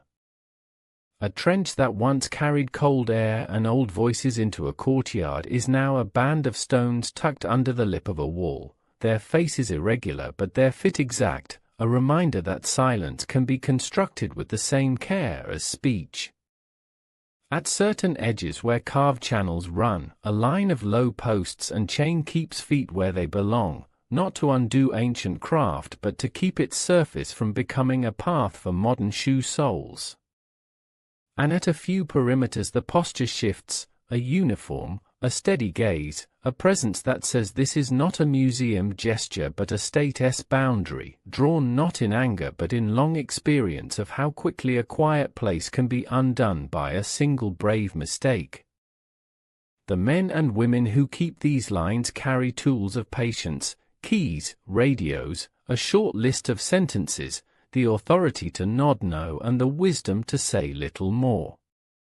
In the early light, they arrive in pairs, check the locks for tampering, brush aside a drift of leaves that might hide a trip, and settle into a rhythm made of looking and not being in the way of the view. Their job is easier than it looks and harder than it sounds. Easier, because most visitors understand that old places ask for gentleness and accept it with grace. Harder, because a very small portion of any crowd carries the itch that is part compliment and part danger, the itch to prove that a story is true by stepping into it at the wrong time. To solve this, the Guardians rely on the same principle the city has used for centuries: make the right choice the path of least resistance. A closed door that is also beautiful, a fence that does not fight the eye, a path that is clearly a path so the detour looks rude. These are tactics that let civility do most of the work. None of this is new in spirit, only in detail. In the early days of closures, a wall meant fear and faith, now it also means conservation and law, but the rock's opinion has not changed.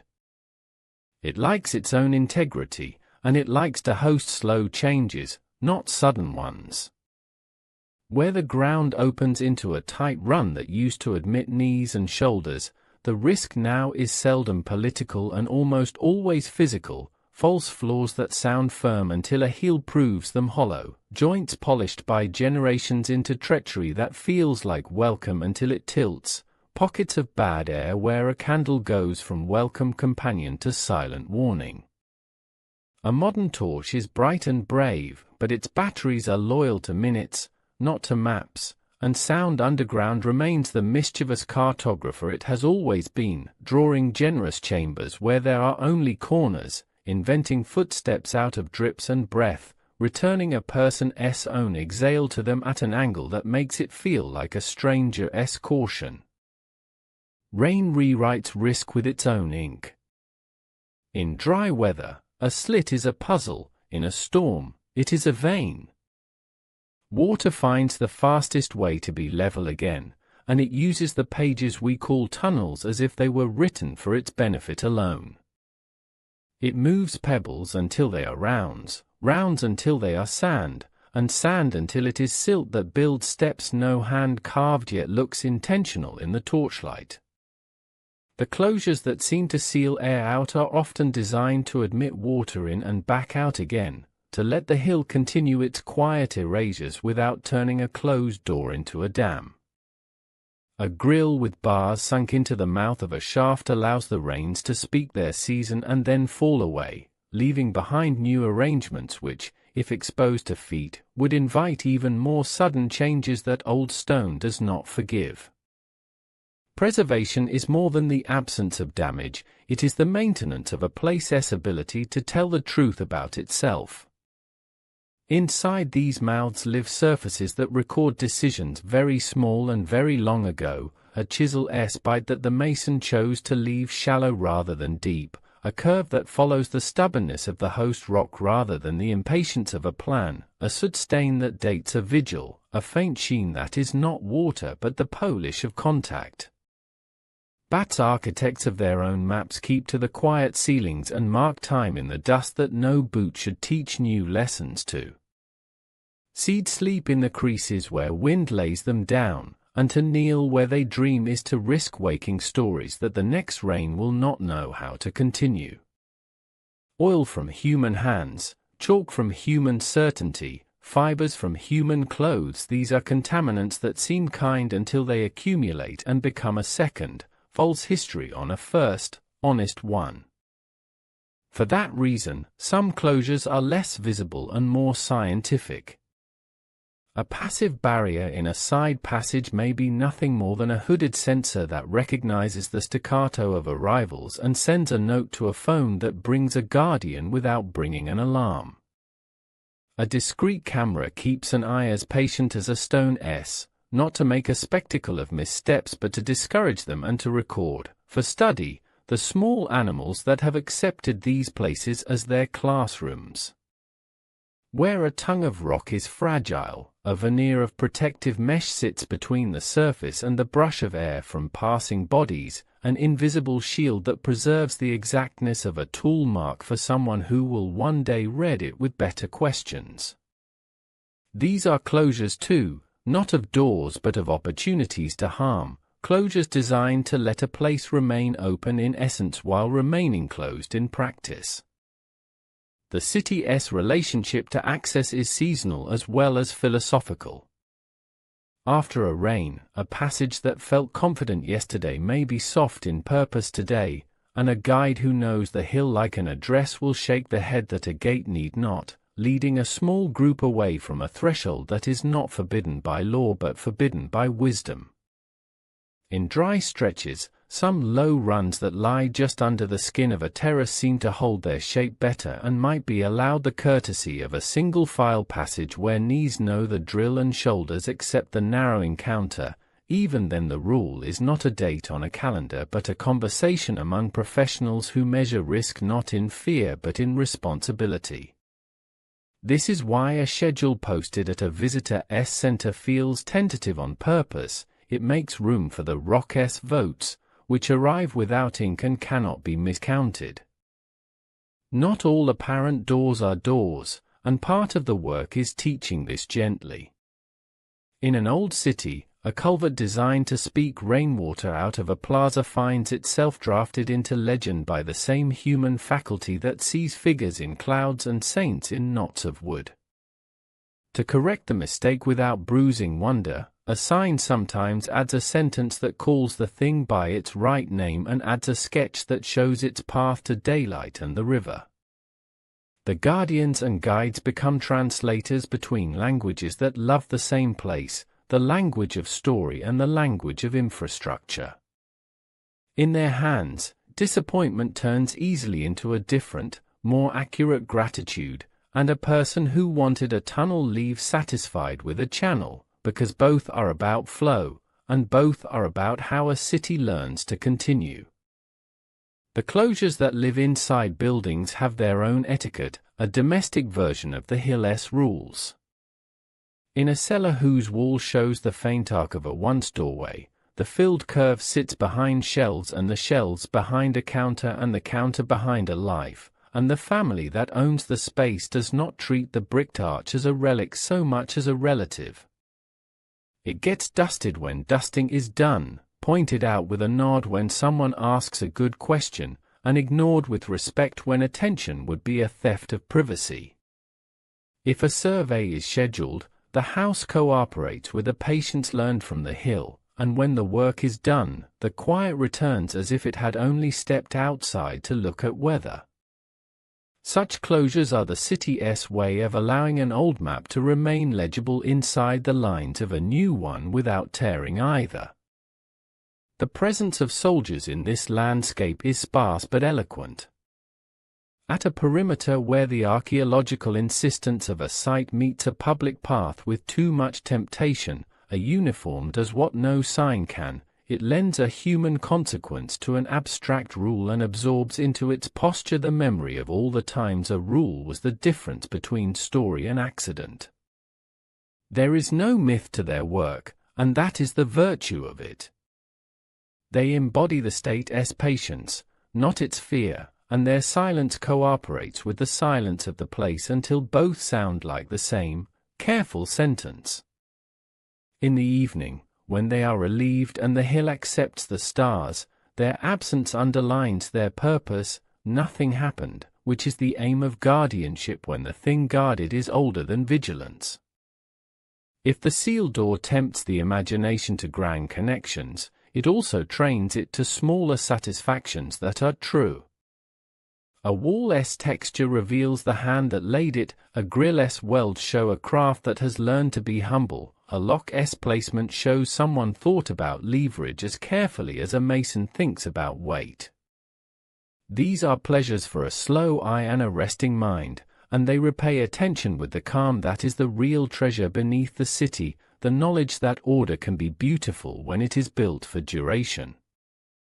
To stand before a closure and feel no resentment is to have understood the terms of friendship offered by a place that has outlived many kinds of impatience. Consider how the city teaches this lesson to its children.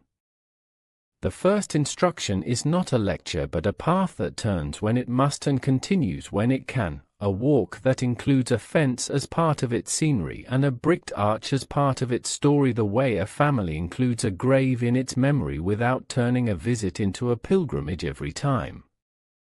Games are played where games are safe, voices echo where echoes are welcome, and the low doors that mean temptation live in the background like the mountains, always there, always respected, always setting a horizon the body learns not to dispute. As children become guides themselves, or guardians, or masons who repair the older closures with exactly the right mix of pride and restraint, the lesson renews itself with the same steadiness as mornings.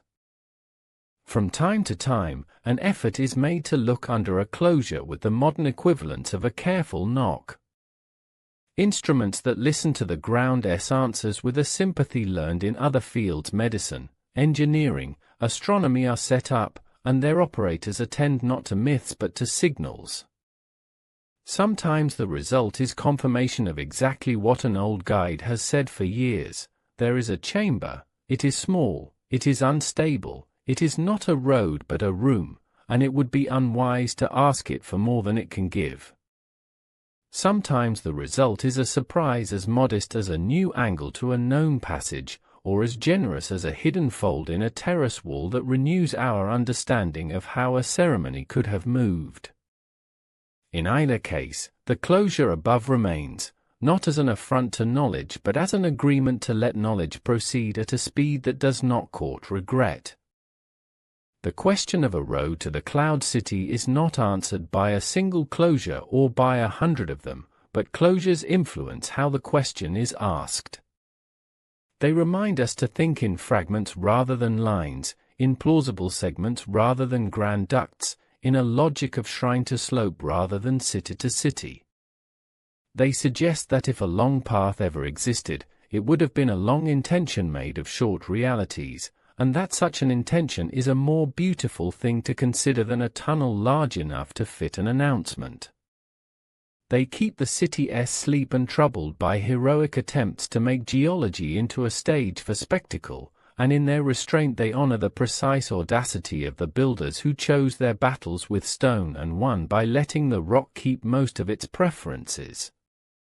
As evening returns and the closures take on the soft authority they wear best, the city's listeners can hear again the virtue that began this chapter, a sealed entrance is not a failure of curiosity but an achievement of care. The bars that blend with rock, the walls that settle into the memory of a place like a well-chosen word, the signs that speak briefly and then let quiet finish the thought, all of these are part of a single practice whose aim is that the story continue without interruption from avoidable harm. A city that possesses such practice possesses a form of wisdom that makes sleep possible not only for those who lie down within its streets, but for the stones themselves, which prefer the dreams they have earned to the anxieties we sometimes bring. If rest is near, let it set in with the image of a guardian turning a key after the last visitor has left, of a grill catching the last leaf of the day before it falls through to where water would forget it, of a bricked arch gathering the cool of night and letting it go again as morning warms the face of the wall. Let it arrive with the sense that the entrances are not gone, they have simply learned to be doors in a different tense, the tense of continuity. We will go on, in time, to the hard stories of those who entered and did not return, to the gentle science that explains why a whisper in stone can become a misdirection, to the discipline of grief that taught a city to love thresholds without crossing them carelessly.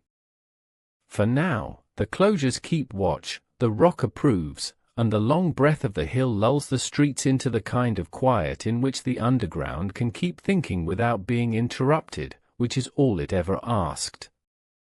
The stories of those who entered and did not return gather at the quiet edges of the city's voice, where memory sits with its back to the hill and speaks in a steadiness that does not ask to be believed so much as carried, and in that steadiness the names have been softened by time into patterns, a cousin and a friend, an apprentice and a guide, a stranger with a map that looked confident until the light proved otherwise. A trio who promised to be back before dusk and left the afternoon waiting. Like an open door that no one used. These are not shouted legends, they are told in the tone reserved for weather and stone facts that shape behavior, even when the facts are partly made of inference, loss, and the kinds of details that only absence can supply. The hill does not argue with these accounts. It accepts them, the way it accepts footsteps, quietly, and in the knowledge that what remains is weight, not proof. In the oldest version that still walks from threshold to threshold in the whispers of elders, there is a modesty to the beginning, a small opening no taller than a shoulder, a breath that cools the lips as if the earth were exhaling patience, a rope coiled with the confidence that comes from having behaved before, and 3 candles struck in sequence like a slow prayer. The first bends inside and finds a wall within the arm's reach, an invitation to stay close, the second learns that a bend can be a teacher, and the third discovers the new arithmetic that the dark imposes on timing, where minutes are counted by breaths instead of by clocks. The rope is paid out with care, snagging once on a protrusion that seems designed to remind hands to be particular, and then the sound of voices takes on that altered tone that tells anyone listening that the stone is now an editor, syllables become shapes, and shapes become a pulse in the ribs. There is no dramatic crack, no sudden flood, no malevolence, only the thinnest thread of inevitability running through choices that felt, for the first 10 meters, like a game. Those who tell this say that the first mistake is always brightness. Light behaves like a fair-weather friend underground. It comforts until it falters, and when it falters, it does so in a way that teaches dependence rather than resilience. Old torches begged for attention and made smoke that held the mind to the body. Modern lamps do their work so perfectly that confidence grows past the point where it should be checked by humility.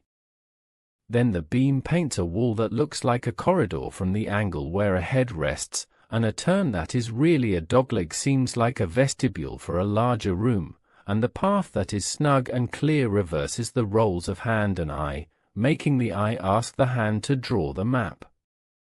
In that reversal, the first rift opens between what the body is doing and what the mind thinks the body is doing, and a person can take 3 calm steps into a version of themselves who is lost without knowing it yet. Rope saves lives when used as a conscience, and it endangers lives when used as a promise. The conscience asks questions all the time: is this the right angle? Is this a good weight? Is the knot true? Does the stone agree? The promise assumes answers that have not been earned. In the accounts that end badly, the rope becomes a wish. It is paid out not to measure the hill but to convince the hand that any distance is possible, because a line exists. Ropes do not exist in the earth the way lines exist on paper. They are arguments with friction and with the small intentions of rock, and the tight places have a way of turning even a simple weave into a tool for confusion.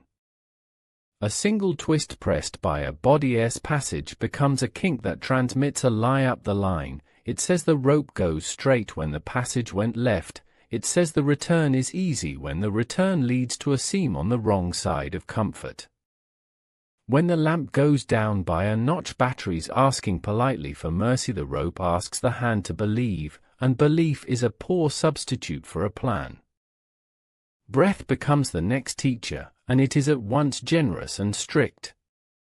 The air in these places has little patience for hurry, and time is not kept in hours but in exchange. Each inhale needs a fair exhale, and each exhale must find some place to go that does not immediately turn back into the air that is being asked to nourish another lung.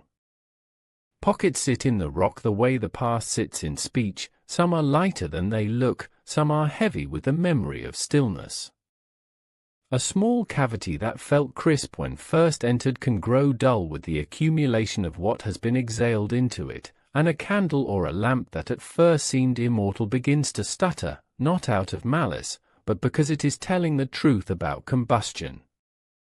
The mind is a strong ally until it is starved, and then it becomes a teller of false news. It says the passage slopes down when it doesn't. It says the rope has slack that it doesn't. It says the skin of the hand is encountering a new wall when it has just returned to a familiar fold from an unfamiliar angle. The illusions of sound complete the lesson that the air began. In the open, sound is a gentleman. It announces, it departs, it returns politely from an honest surface. Inside tight rock, sound is a series of riddles. A droplet that falls at a regular interval plays a trick with attention and makes 2 echoes out of one event, and then one echo collides with breath and invents a second footstep a half-beat behind the first.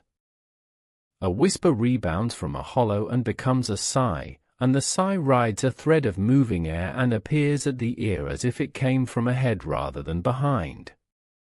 More than one person has tried to follow a sound that was generated by their own presence, and more than one person has dismissed a warning because it arrived with the distortions of a place that cannot reproduce daylight's courtesy. When this happens, the group that entered a passage becomes a collection of listeners comparing incompatible maps. At 3 bodies, the math becomes complicated. At 2, it can still be repaired. At 1, it is vulnerable to a kind of confidence that can only be cured by turning around while turning around is still possible. The city's oldest warnings about these illusions are kind because they are specific.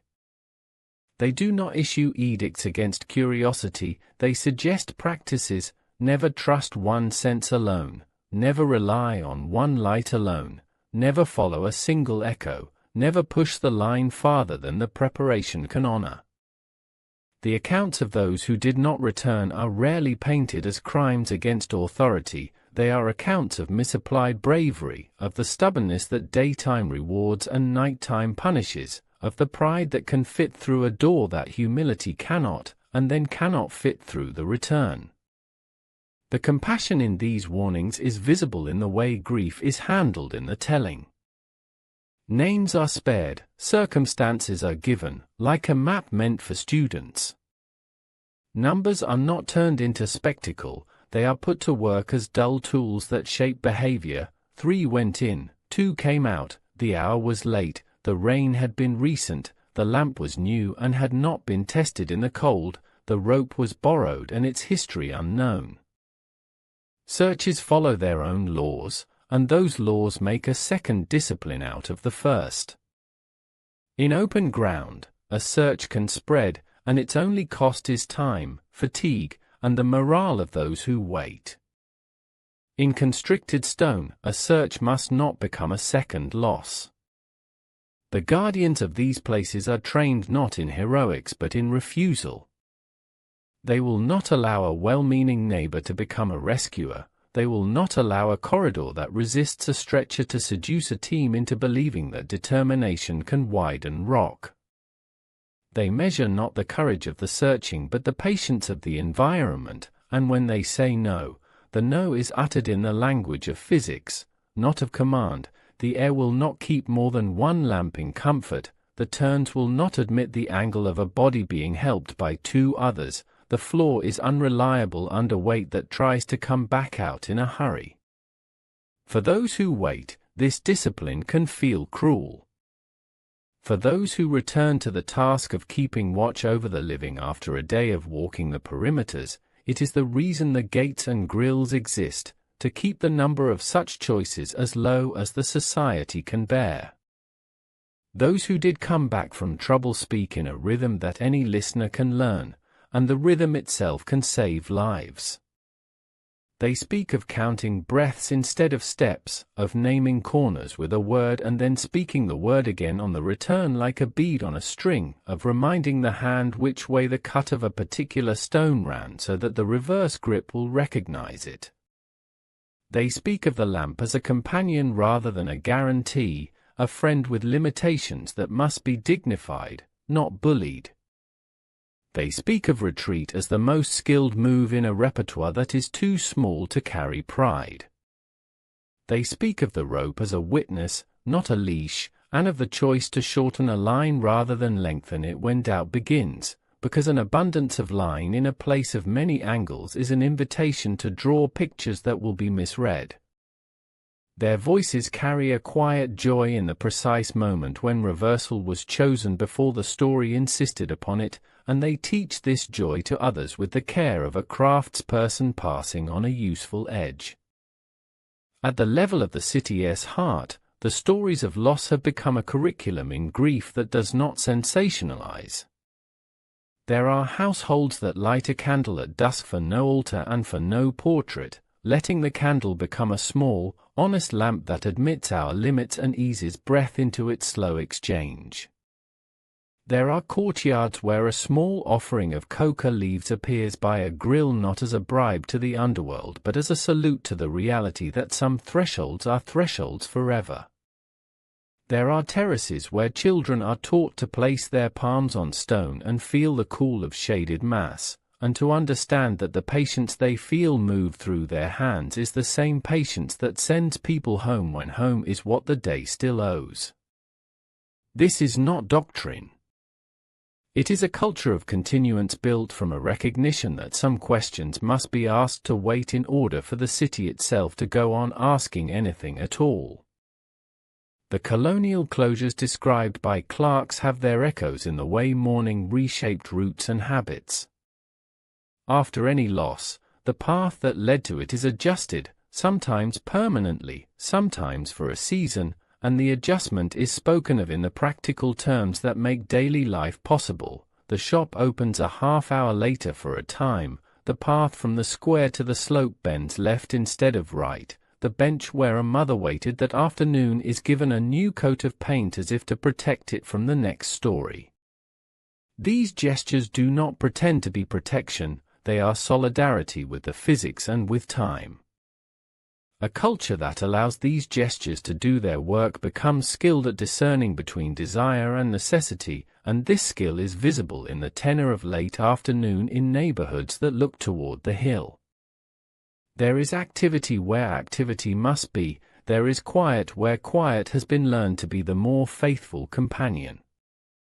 The scientific explanations that stand behind the law walk arm in arm with the tone of mourning, not to reduce wonder or to scold, but to give a name to each risk so that the right sentence can be attached to it. Hypoxia is not a curse, it is a condition that gives fair warning in the body if the body has been taught to listen. Hypercapnia is not a myth, it is a build-up that can be sensed before panic if the rhythm has been rehearsed in safety. Carbon dioxide pools quietly in low spots because gravity and stillness make agreements there, and a lamp's flutter is an early negotiation that advises either to raise the head slightly to where the lighter air lives or to reverse course and let the pocket remain untroubled. Narrow passages do not hate anyone, they have tolerances, and when a shoulder presses those tolerances, the rock answers in creaks and in rubbings that the ear can learn to read. Sound does not wish to mislead, it obeys surfaces, and a person who knows how to test echoes with a click and count can build a better map in the mind than a shout would ever draw.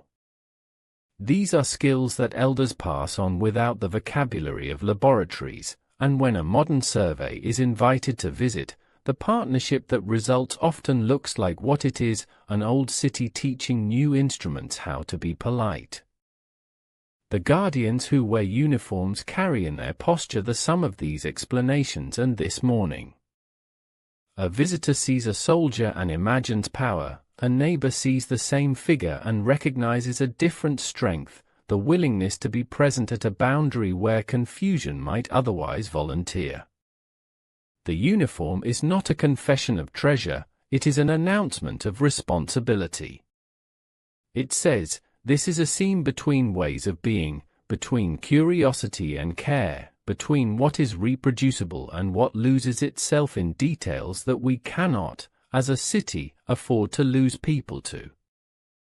The soldier's silence adds a particular harmony to the silence of the place, and in that harmony a person can feel the old agreement, we will let the hill keep its inwardness, and the hill will let the city keep its outwardness, and between those two there will be passage only for what both can safely sustain.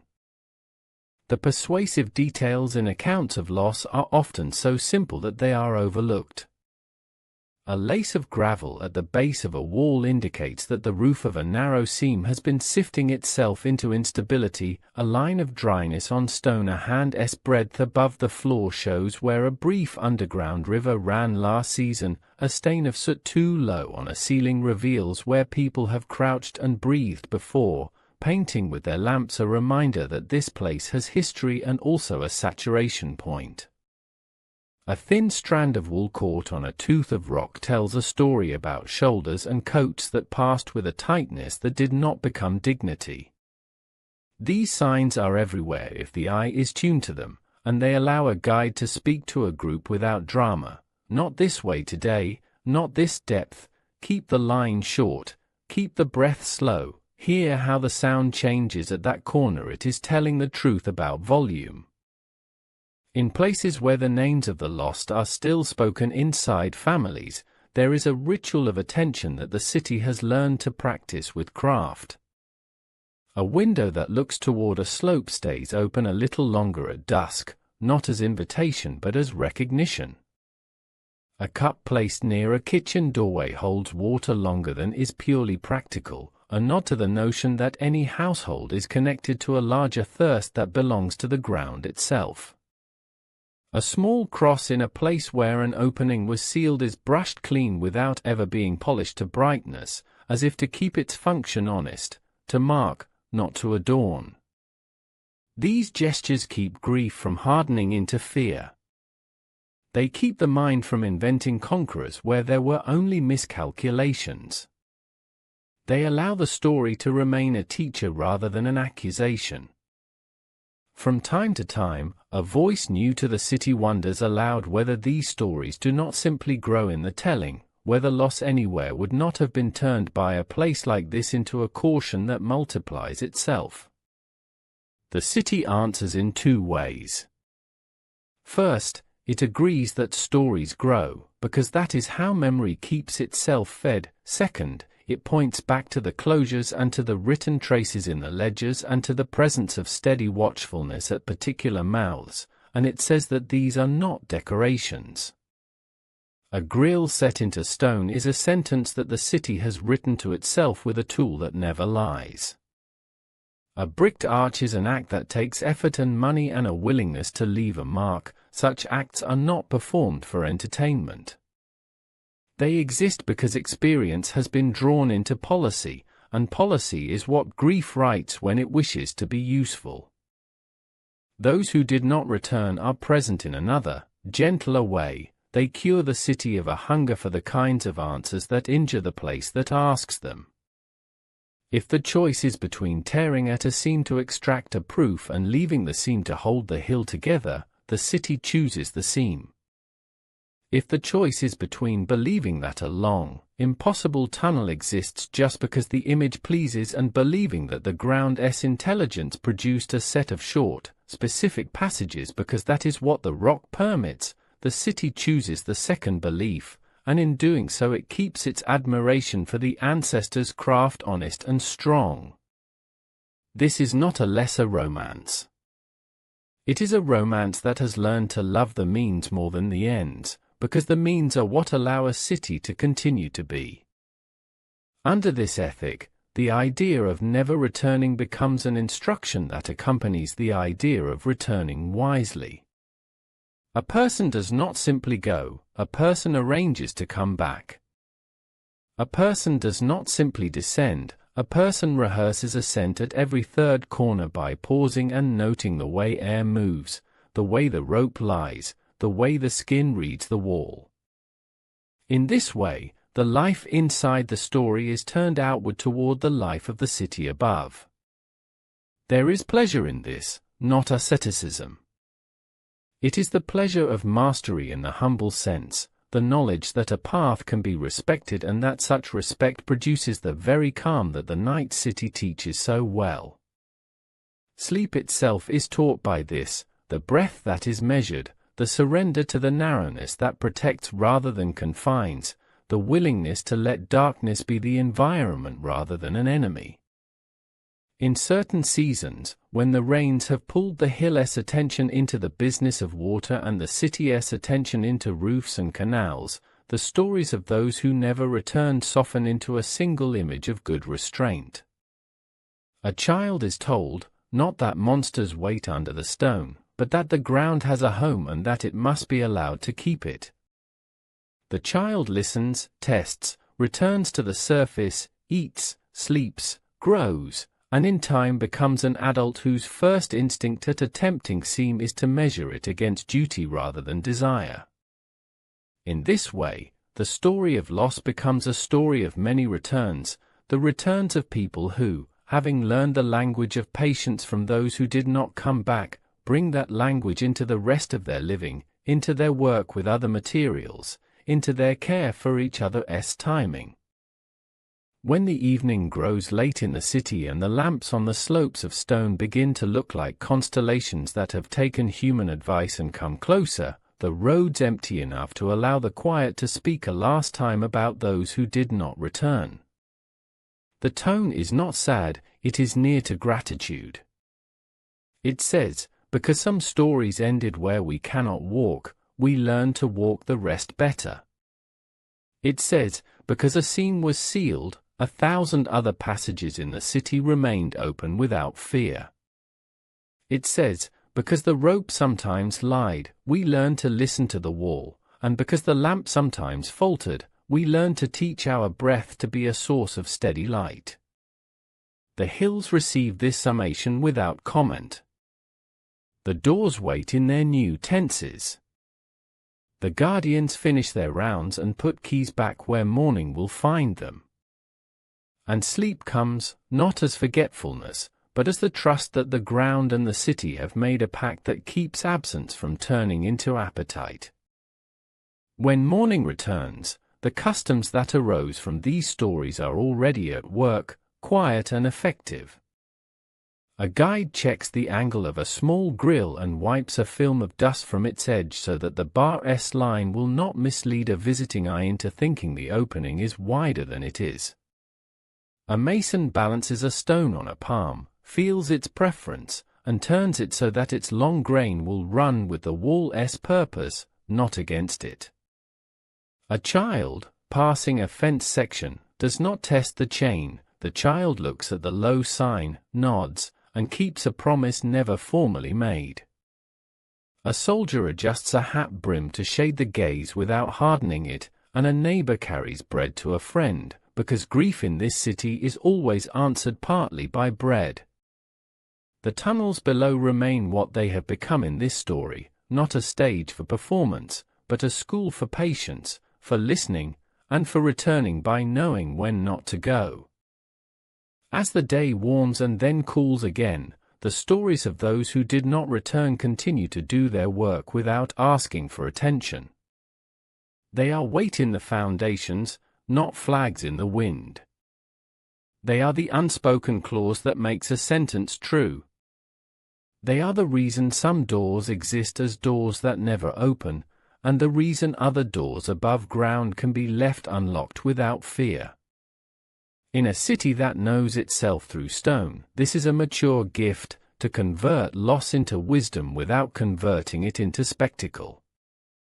By accepting this gift, the city keeps faith with all the layers of its life, the bright ones named in maps, and the darker ones held in the discipline of silence, and it offers that faith outward to any listener who arrives ready to move slowly, breathe evenly, and treat a story as a guide, not a dare. If sleep waits just beyond the last sentence, let it arrive the way a careful hand returns along a wall it has learned, finding familiar imperfections and recognizing them as friends. Let it arrive with the thought that those who did not return have become, in the most generous sense, guardians of the returns that others make every day, from work to home, from noise to rest, from curiosity to understanding. Let it arrive with no need to dramatize and with a willingness to receive the ordinary mercy of a city that has learned to stand beside its thresholds rather than inside them, counting blessings in the number of doors that remain exactly as they should be, present, respected, and at peace. The question that has walked beside this story since the first sentence steps forward now with its quiet insistence: could any path beneath Cusco, whether single or stitched from many, reach as far as the cloud-wreathed terraces of Machu Picchu, and if not as a literal unbroken throat of stone, then as a practical chain of sheltered transitions that functioned, in effect, like a long intention accomplished in careful segments? To think well with this question is to begin by changing its shape from bold line to patient sequence, because the Andes do not reward straightness underground, and what looks simple on a map becomes a grammar of ridges, valleys, faults, and rock that accepts small compliances but punishes grand insistences, and in that grammar a plausible route favors short passages in discrete places linked by surface intervals chosen for discretion, not a single unseen road marching under mountains that prefer to speak in folds rather than in tunnels. Between the temple at the center and the heights of Sacsayhuaman, the idea of hidden movement fits easily into what is already known about ritual, administration, and the choreography of arrival, but when the mind stretches toward the distant sanctuaries peering from cloud and stone, the scale changes so dramatically that only a different logic can keep the story honest, a logic of fragments chosen for function, of terrain teaching timing, of rock permitting only what rock can bear without ceasing to be itself.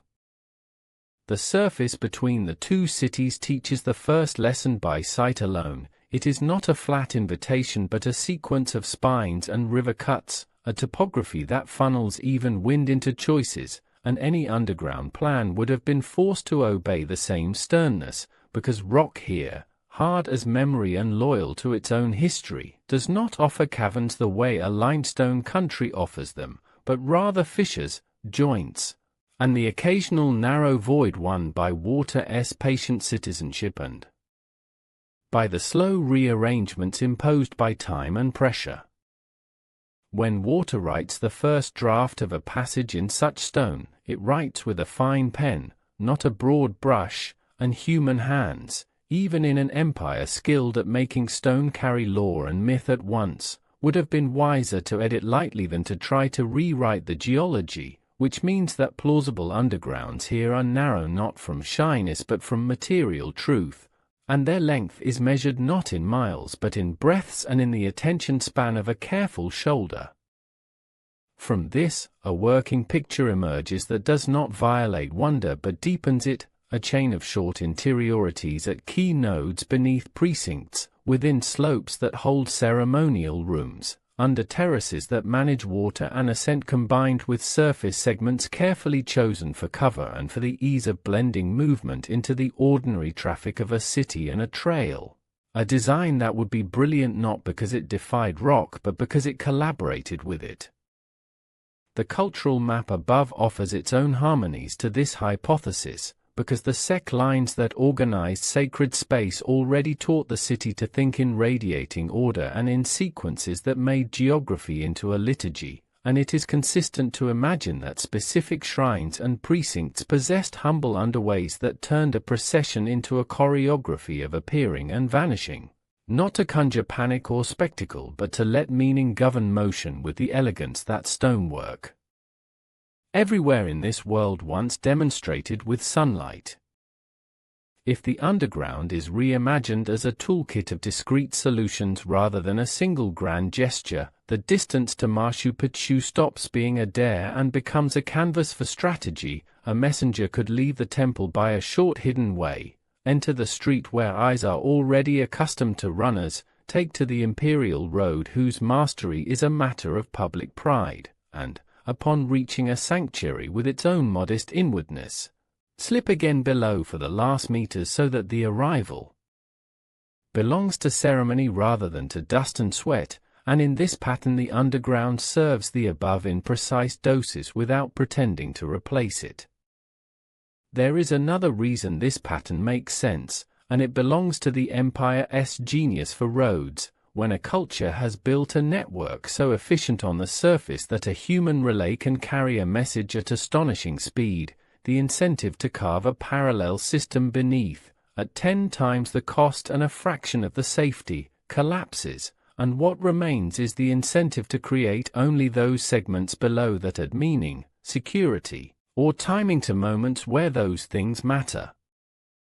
Even so, the idea of a continuous subterranean corridor exerts a pull on the imagination, and to answer it without contempt is to grant it one last patient test, the test of engineering in this environment, which asks how such a corridor would breathe, how it would shed water, how it would accommodate the narrow and unforgiving nature of the host rock, and how its construction and maintenance would square with the known habits of a people who preferred to let stone reveal joints instead of imposing them at lengths that invite collapse.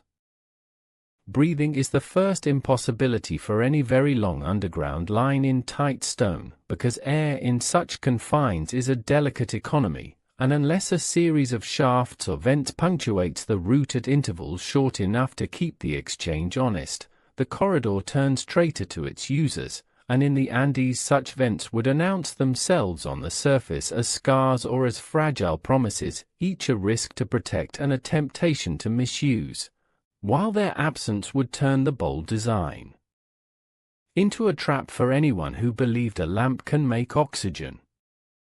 Water is the second impossibility for a single uninterrupted passage, because rain here treats every gradient as a debt to be repaid immediately, and any long subterranean line would become a channel in every season when the sky insists, and the damage wrought by a river in a corridor meant for footsteps would teach the same lesson each year until the lesson became law: do not make the earth do 2 jobs where one will suffice, especially when the first job conveying water is old and the second carrying a person unseen is new and endlessly expensive.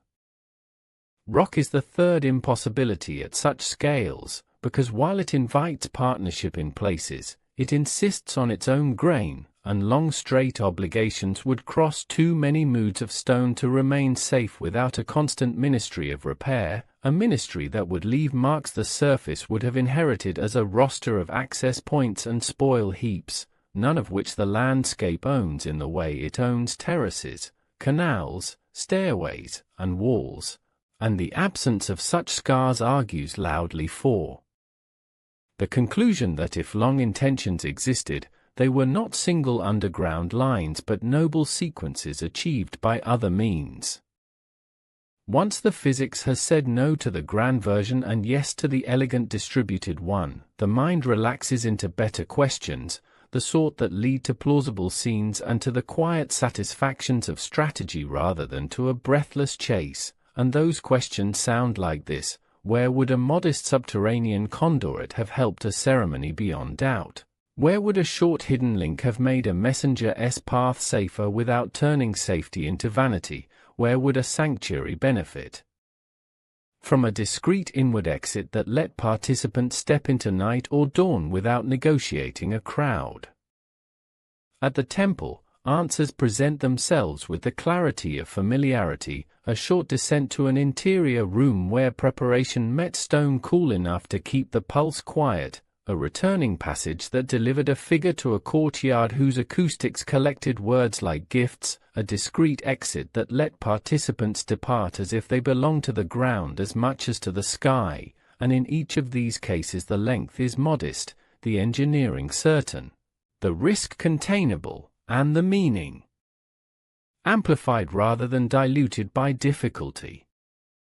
At the fortress and its carved neighbors, answers multiply into practice, the narrowings near the rock that school the body for seriousness, the interior cut where shadow remains even at noon and thus punctuates ritual with a true interior, the small chambers behind the public face of stone where roles could be exchanged, garments adjusted, messages transferred, and movements timed to seem inevitable, all without announcing to the crowd what the crowd did not need to see, and here again the lengths are human, the scale intimate, the labor commensurate with the reward.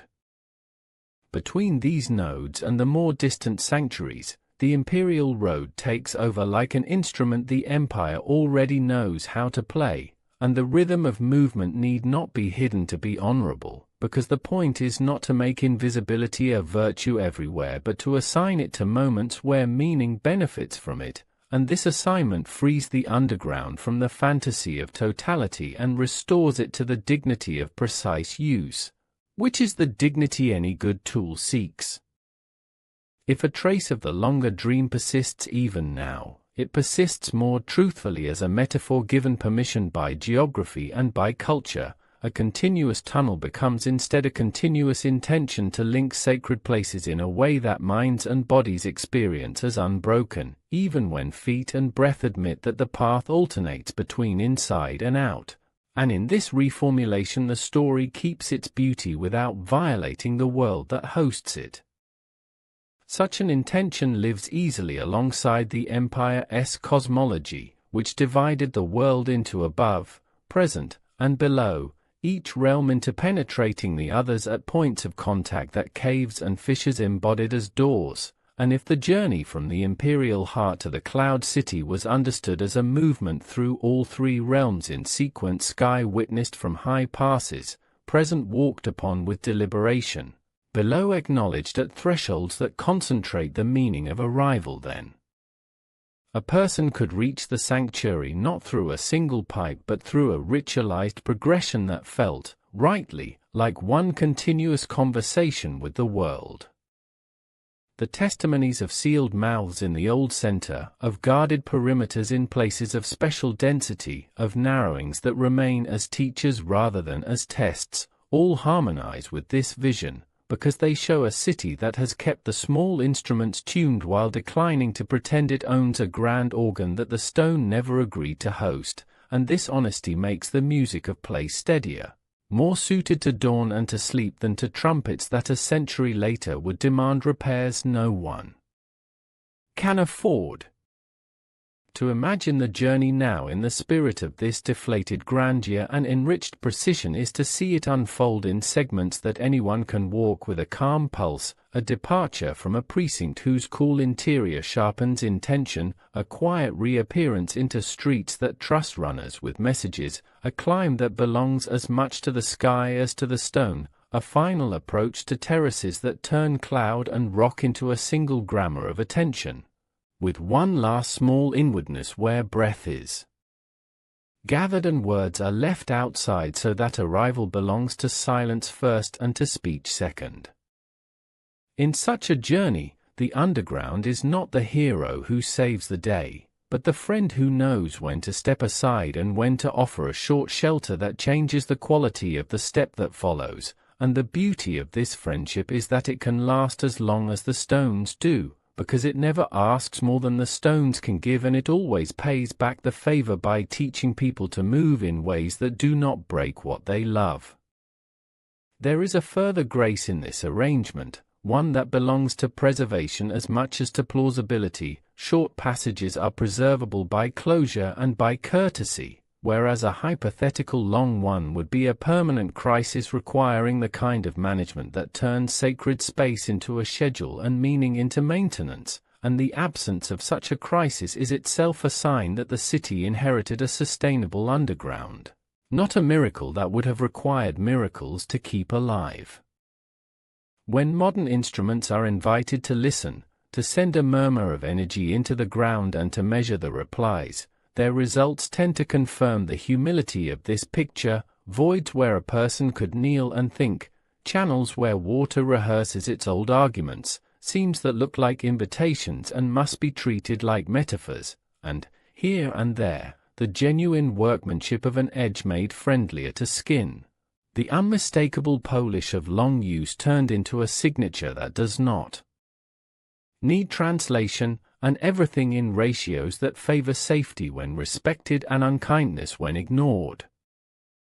The old rumors about a long way through the dark do not need to be silenced by this account, they need only to be given their correct job, which is to keep attention awake and to let longing for connection search the city for patterns that are smaller, truer, and more available to care, and in this job the rumors become allies of preservation, because they draw people toward thresholds and then allow closures and guardians to do the delicate work of saying no in a tone that keeps wonder intact. In the evenings, when the surfaces of the city give back the day's heat and the slopes above gather their shadows into a single garment, the distance to the cloud city shrinks in the mind to a manageable melody, not a demand for proof but an invitation to rehearse the steps that make any long intention possible, breath set to a dependable cadence, attention set to an appropriate scale, respect set to the level the place has earned.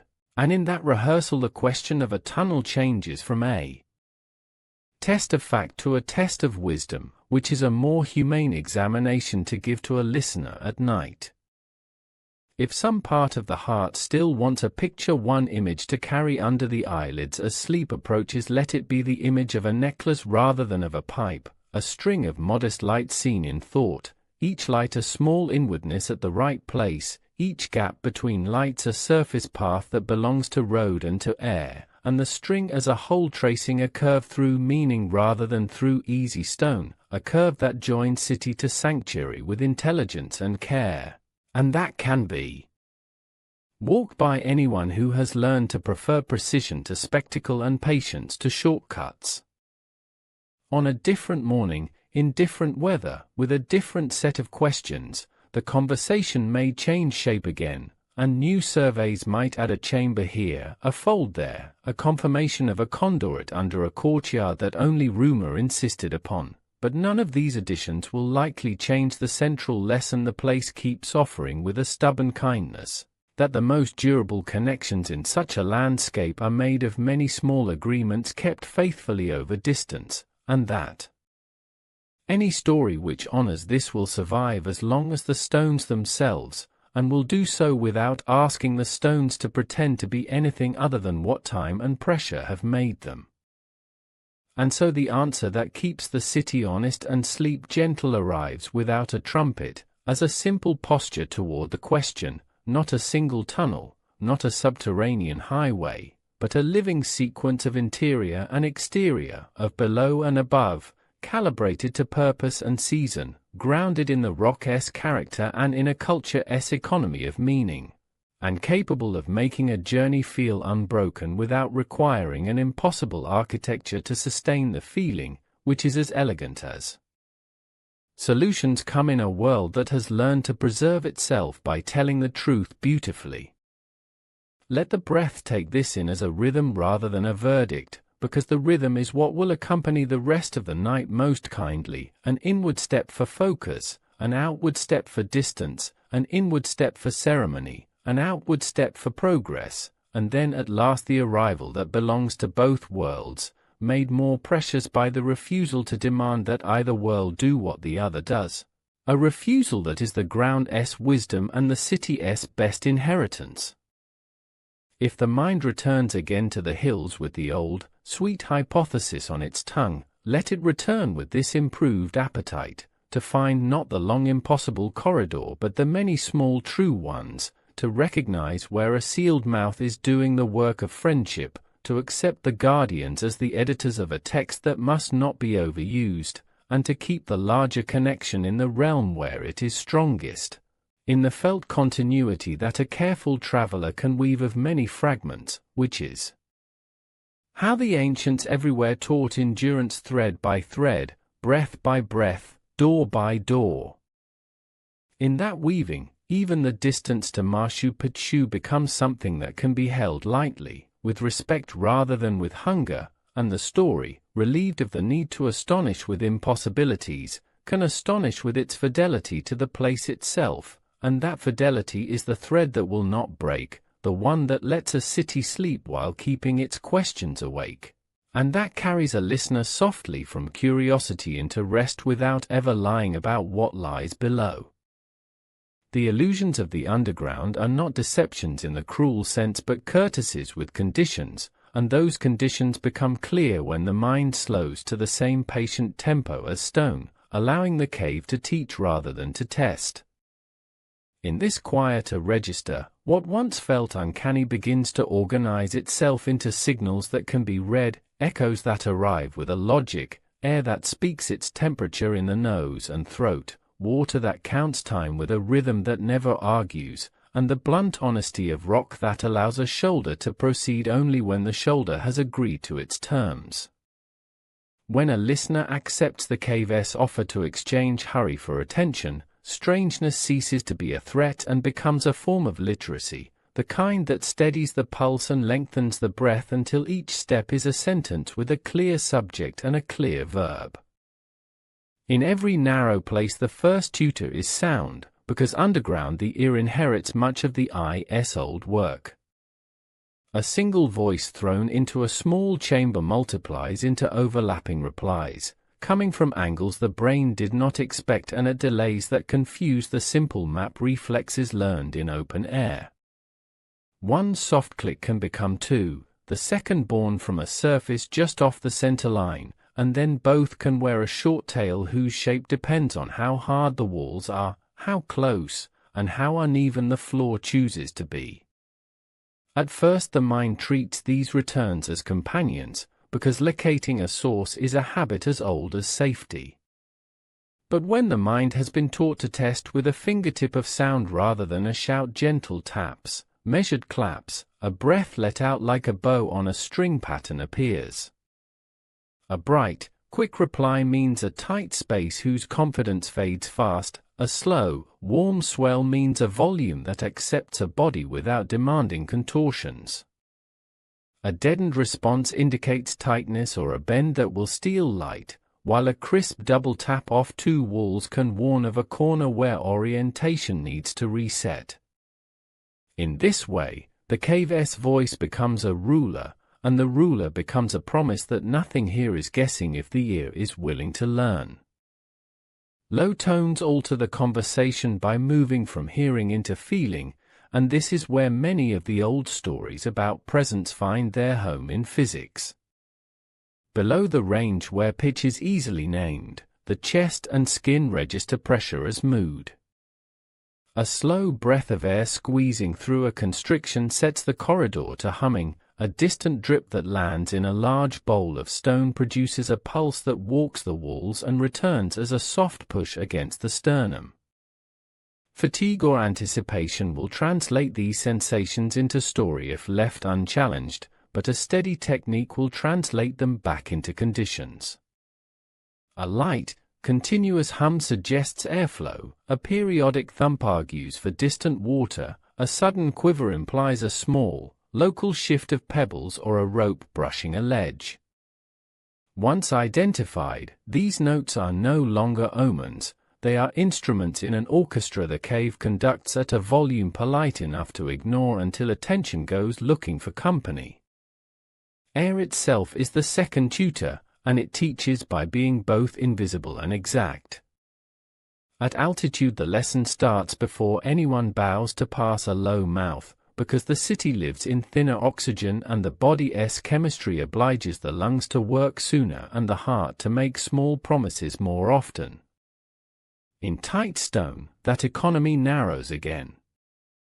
The air tells its quality in the flame that stiffens or sags, in the way the next inhale feels generous or stingy at the rim of the nose, in the sudden absence of comfort that arrives as a heavy thought, not a dramatic collapse. Small pockets can trap stale breath, and the chest will know before the head acknowledges that thinking has changed shape. The correct response is not a story about malice but a choice about distance. Shorten the plan, widen the pauses, let the corridor keep its air for itself, and return to the place where the flame stands upright and the lips feel the light chill of movement. Underground, retreat is not a defeat but an agreement to keep the conversation honest. Water is the historian under all of this, writing slow annotations into the rock that hands and knees can read in a second if they know what to seek. In the rains, every slope becomes a sentence and every seam a verb that insists on flow. Small conduits transform into temporary veins, then sleep again and leave behind silt arranged like steps that seem carved when they are only the memory of a recent urgency. The lamp, eager to please, paints these steps with romance, but fingers give the truth away, edges that are too soft to be chisel work, grains that sift with a touch, tiny glints of mica or sand in arrangements not chosen by anyone. In dry spells the dust of countless small collisions settles on stone and makes it ally and adversary at once, easing friction where friction was needed, polishing the very holds that eyes trust on sight. A body trained by patient guides will test with weight before commitment, press with the palm rather than the fingertips, and treat a glossy surface as a smile that may be insincere. Light is the steward that decides how well the other tutors are heard, and its manners matter more here than anywhere. Too bright, and details flatten into lies, a recess reads as a doorway, a low ceiling as a slope that will not keep its promise, a bend as a room just beyond reach. Too weak, and the eye pounds the mind with nonsense it cannot verify. The best light for narrowness is modest and obedient, allowing shadows to shape themselves honestly so that the grooves and lips keep their character. A steady, warm beam that narrows with the space gives back to the eye the feel of distance that the underground takes away. In that alignment, the hand, the ear, and the lamp become a single instrument, three strings on the same bow, and the corridor rewards them by revealing its real dimensions without struggle. Fatigue is the last collaborator in illusion, and it works quietly. Altitude will steal an hour of sleep from the unacclimated even in the most generous bed, and the brain that has saved its labor during the day will spend it lavishly at night on dreams that borrow shapes from the hills. Underground, the same economy applies. A person who has asked too much of breath begins to see movement at the edges of light, to misplace the source of a whisper, to forget which knee took the last scuff on which stone. The remedy is humble: sit, breathe till the inhale and exhale are the same length, name the corner behind and the corner ahead, and wait for the line in the mind to regain its gentler slope. There is an art to resting under rock that has nothing to do with drama. It is the art of letting the heart announce a slower drumbeat, of giving the brain permission to resist the narrative that urgency invents, and of keeping enough attention in reserve to recognize the exact moment when turning back is skill, not surrender. Perception of time alters next, drifting with the rhythm of breath and the constraints of space. A minute inside a narrow place stretches into 3 when measured in steps and short exhales, and 5 minutes outside compress into 1 in memory when wide air returns and resets the clock. This elasticity is not a trick, it is the mind matching its metronome to survival. A good guide will use it as a tool, asking a party to count quiet breaths between landmarks, to call a simple word upon passing a distinctive cut, to echo that word on the way back as a bead on a string. In this way, time knits itself to place and place to time, and the twin tapes keep their promise even when shadows shift and the lamp draws new shapes on old walls. Balance and direction join the chorus with their own biases in the dark. The inner ear negotiates with gravity splendidly when the eye supplies a horizon, but inside the hill the horizon is a rumor and tilt becomes a riddle. In tight spaces the brain begins to trust touch and sound more than the sense of upright, and the result is a short list of reliable cues. Stone that leans left against a shoulder on entry should lean right on return if the same path is being walked. A rope that lay along the forearm at the last corner should now trail along the calf from the other side. A floor that changed from grit to smooth on the way in will change from smooth to grit on the way out if steps are being retraced. These are small facts with large consequences, and clinging to them keeps the vestibular system from writing a novel it cannot prove. Temperature contributes its own light narrative. Airflow cools, stillness warms slightly, and the difference can be felt by the skin on the cheek before it is seen by the flame in a lamp. A tiny breeze speaks of a path to a larger volume or to the mouth, a lull implies a pocket or a loop. When fingers discover rock that has kept the cool of night deep in its shade, the mind can draw a map of exposure above. When fists meet surfaces that feel warmed by trapped air, the same mind can imagine a longer stay in stillness ahead. Noting these small reads aloud cold here, warm there turn sensation into memory, and memory into safety. Stories about voices in the stone are given a kind and plain translation by these tutors. The cave does not lie, it simply does not correct misunderstandings. A whisper will echo and turn back as a sigh from behind. A drip will align with the cadence of a person's steps and seem like a pursuer. A draft will draw the flame and the eye toward the same crack and feel like an invitation when it is only the whisper of a larger room or the exhale of the hillside itself. Expectations then pour meaning into these small shapes when fatigue and hope conspire. Strip the expectation away, and what remains is a set of conditions that any body can learn and any mind can keep, not as armor against mystery but as courtesy toward it. There is also the human instinct to tidy, which is both a gift and a risk beneath any city. The brain prefers straight lines and explanations that end with a neat period. But under Cusco, where stone was disciplined into astonishing forms above ground, the passages below favor curves and qualifications. Making peace with this mismatch is part of the craft. Accept that what feels like a corridor is often a conversation among 3 surfaces and a moving person. Accept that what sounds like a chamber sometimes proves to be a bend with good manners. Accept that what looks like an exit may be a window in the wall of your own expectations. In return for these courtesies, the underground offers safer passage and a calmer pulse, which are, in truth, the treasures an evening walk asks for most.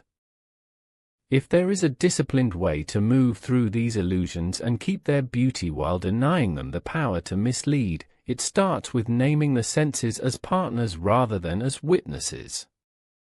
Hands become readers of grain, catching the way a chisel mark softens into water's polish. Ears become surveyors, measuring volume in echoes. Eyes become editors, refusing glare and preferring truth-telling shadows. Lungs become metronomes, setting the measure by which all other decisions are made. Each partner corrects the other so that no single bias completes a sentence without consent. In such a practice, pride loses its place, and patience enjoys an authority it cannot command in daylight. There is also the matter of language. The word said aloud as a group moves and the ones held in reserve when quiet is the better companion. Good words underground are simple and repeatable. Left, right, bend, low, step, stop. Names given to distinctive surfaces are modest and immediately useful: notch, lip, smooth, grit, cool, warm. Sentences are short, because breath is better spent on air than on adjectives. The tone remains unexcited, because excitement harvests attention that should be feeling for the next change in texture. In this paired vocabulary, the allusions have less room to expand into drama. They are acknowledged, identified, and folded into the next choice without fuss. Given the altitude and the underground together, the city teaches the same ethic above as below: begin with respect for your instrument. Drink before thirsty. Rest before tired. Let the evening soften the edges of the day without rushing to keep up with an ambition that the stone will not reward. When a listener lies down after such a walk, whether the feet have actually touched the slope or only the mind has, the breath that arrives carries the lesson forward. Inhale as if the air is a gift not to be hoarded. Exhale as if the ground understands English perfectly and prefers simple sentences. The body learns to let go of the extra work, and the mind, deprived of the fuel of urgency, lengthens its attention until sleep is the natural next chamber rather than a door to be forced. For those who prefer an image to carry into that sleep, picture a narrow ribbon of light advancing a respectful pace along the shoulder of a wall, slowing where the echo thickens, turning where the draught cools the lips, settling for a moment where the temperature rises by a finger's width, then reversing cleanly with a small, satisfied nod. Nothing is claimed. Nothing is conquered. Everything important is kept. The dark keeps its depth. The stone keeps its truth. The mind keeps its balance. And the night keeps its promise to turn fear into literacy, confusion into craft, and curiosity into a posture that honors both the city and the hill. In this posture the most persistent illusions become tutors of character. The echo that once felt like a hidden companion now trains the ear to listen for detail and not for drama. The draught that once promised an exit now teaches patience for gradients and the reading of air. The low hum that once spurred unease now signals the integrity of the space. Rock has room to speak, water has found a voice that is not a flood, and the body has the time it needs to make good choices. The apparent narrowing that once threatened confinement now reveals itself as a recalibration of attention, inviting the spine to cooperate and the shoulders to learn respect. What was once a labyrinth becomes a library.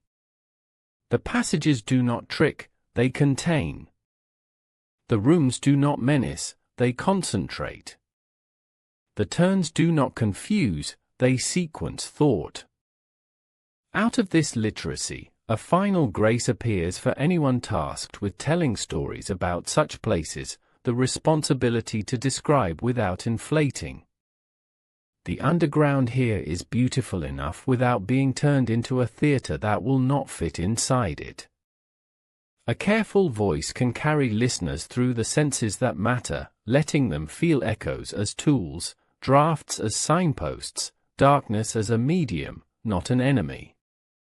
It can teach that altitude is not a villain but a climate that requires different pacing. It can admit the existence of pockets and edges that do not forgive rush without assigning those edges a hunger they do not have.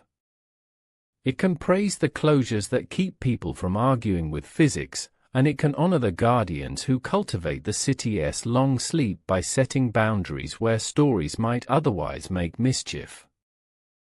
And so the seventh movement comes to rest where it began, with the cave's grammar fully in view: sound that measures, air that budgets, water that annotates, light that edits, fatigue that urges humility, balance that requests a slower sentence. Each of these elements can, in the wrong company, create the illusion of presence, path, or peril where none exists. In the right company, they become instruments in a concert that soothes and informs. Walk with them, and the underground will remain not a place to be defeated but a teacher whose lessons fit the size of a human breath.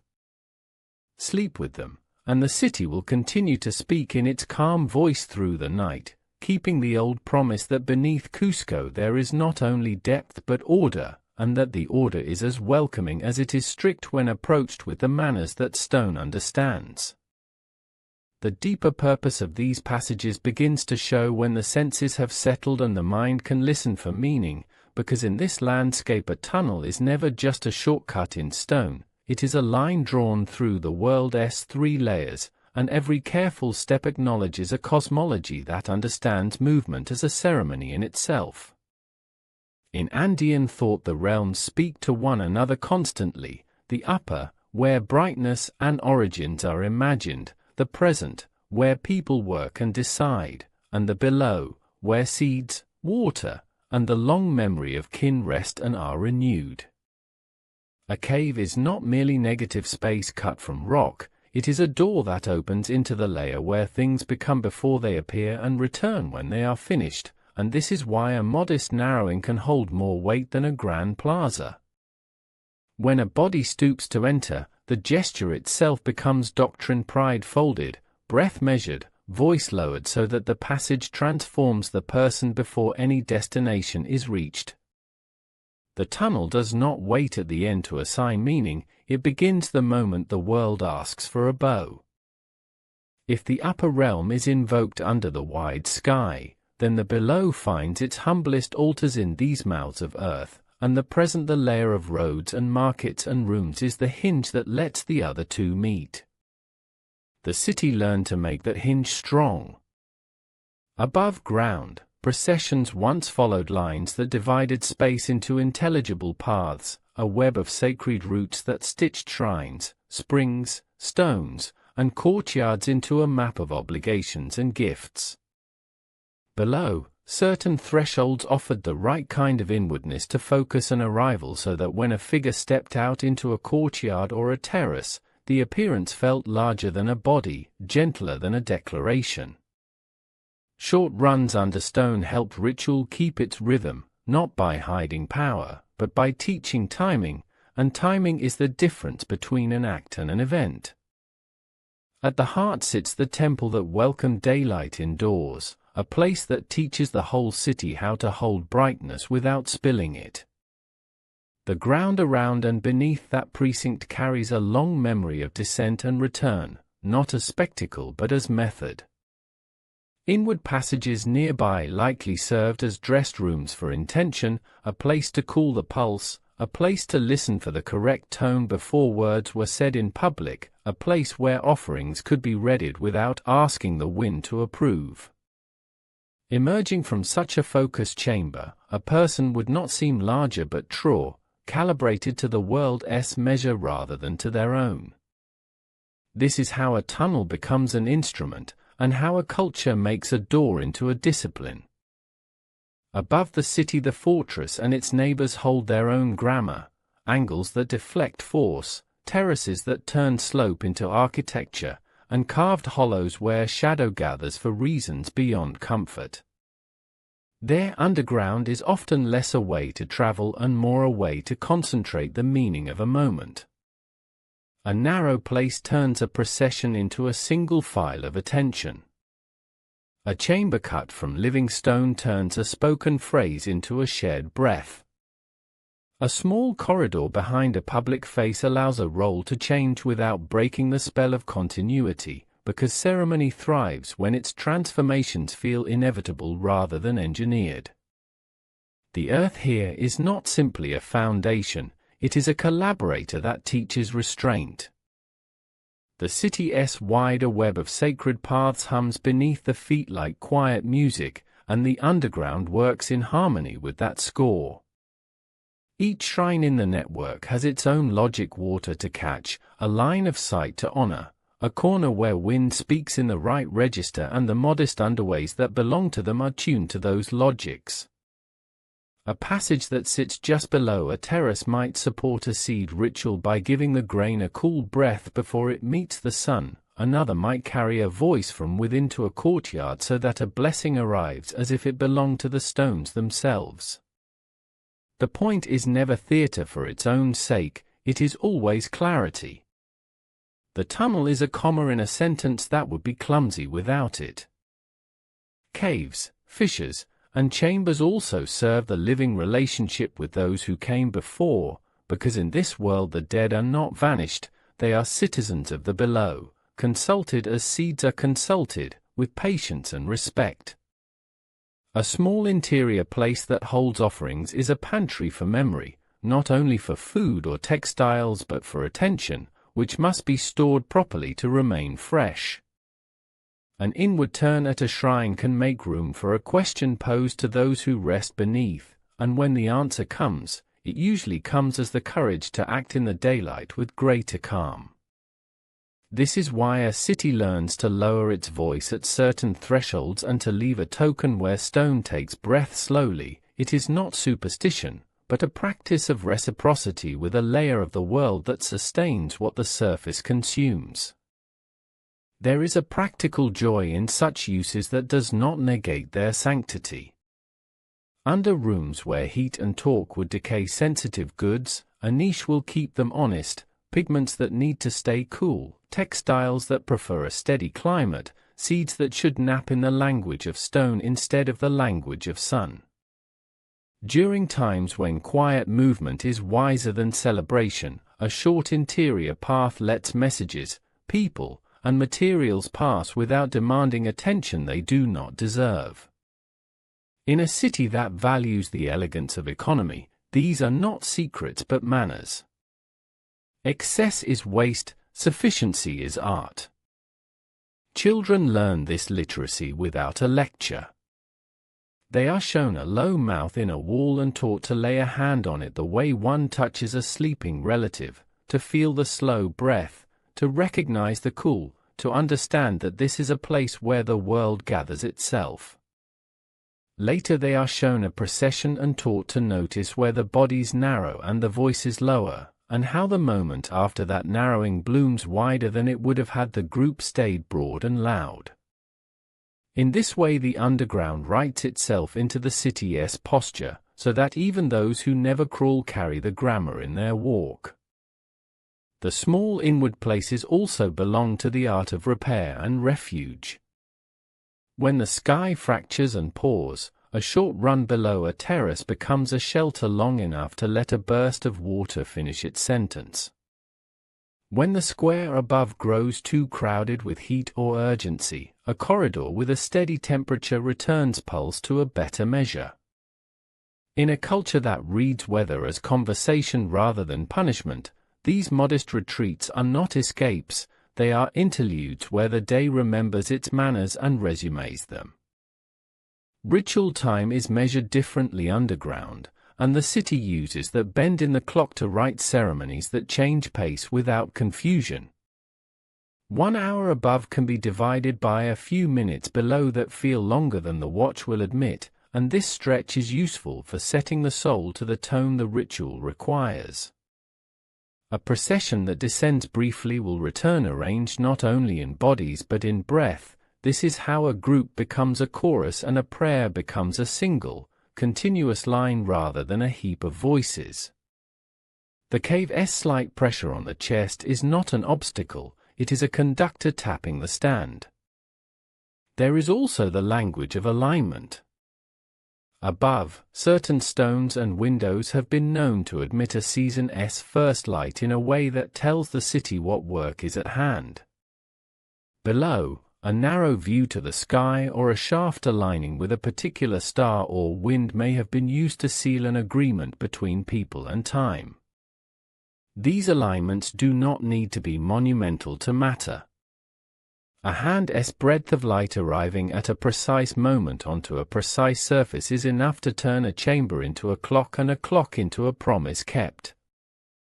Because the underground is part of law and not outside it, it must be kept in trust. Entrances are closed not to orphan meaning but to preserve it.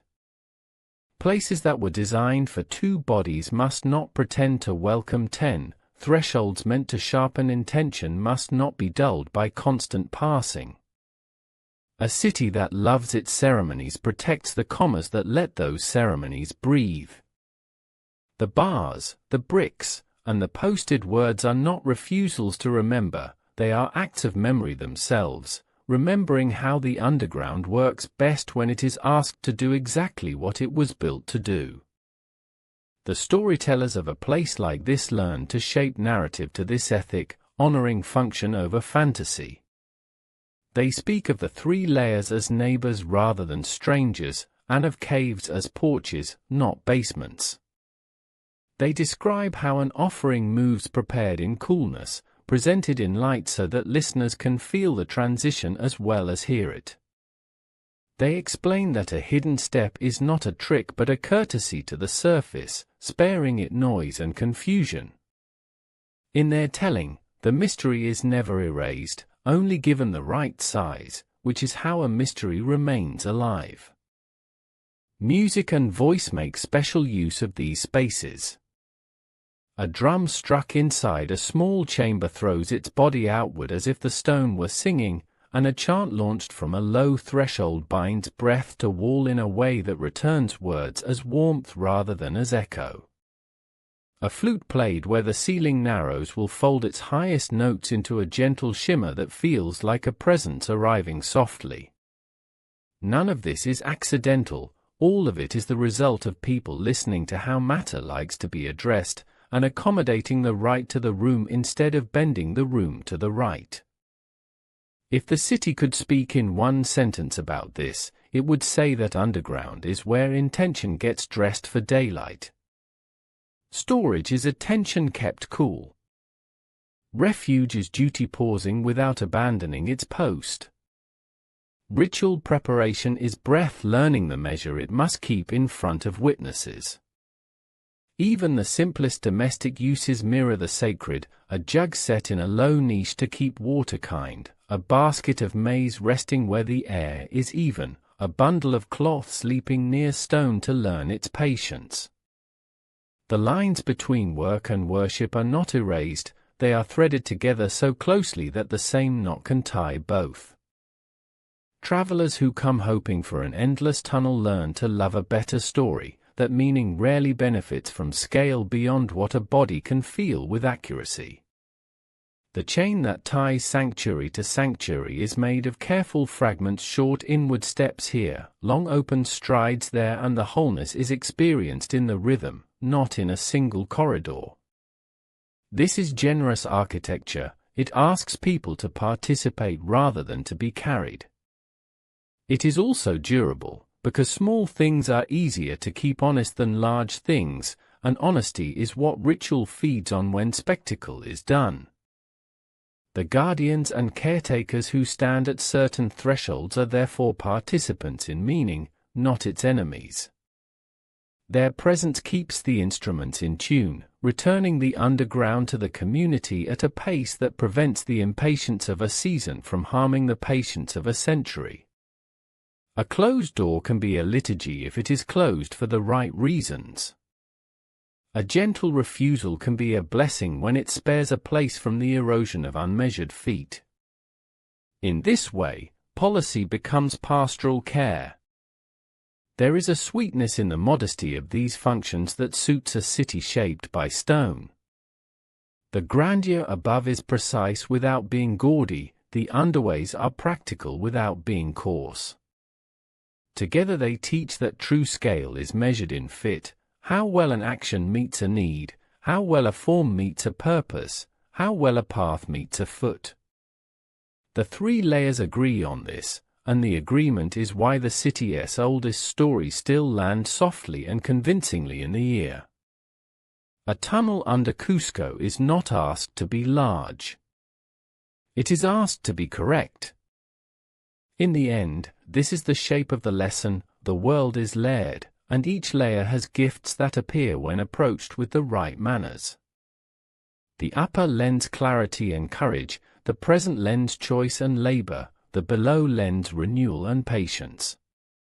A short passage beneath a terrace can link all three if walked at the right speed. One kneels to enter, and humility borrows light from above. One breathes evenly inside, and the present slows to a useful pace.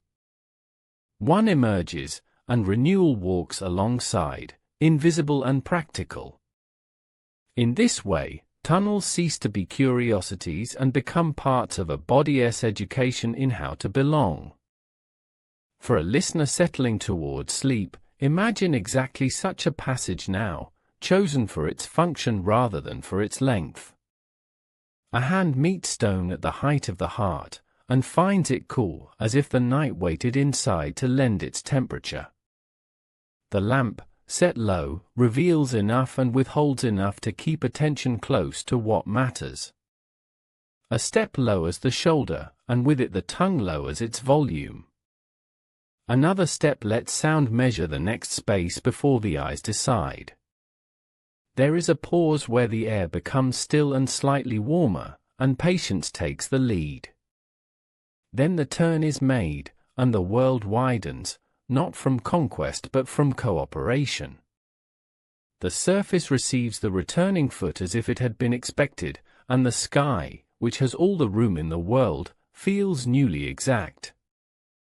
The work of the city continues because these small agreements are honored. The rites that require quiet arrive quietly, the stores that require coolness stay cool, the people who require a moment of inwardness to be their best selves find that moment without ceremony, the elders who require a door through which to speak to the living are visited with the tone that allows listening.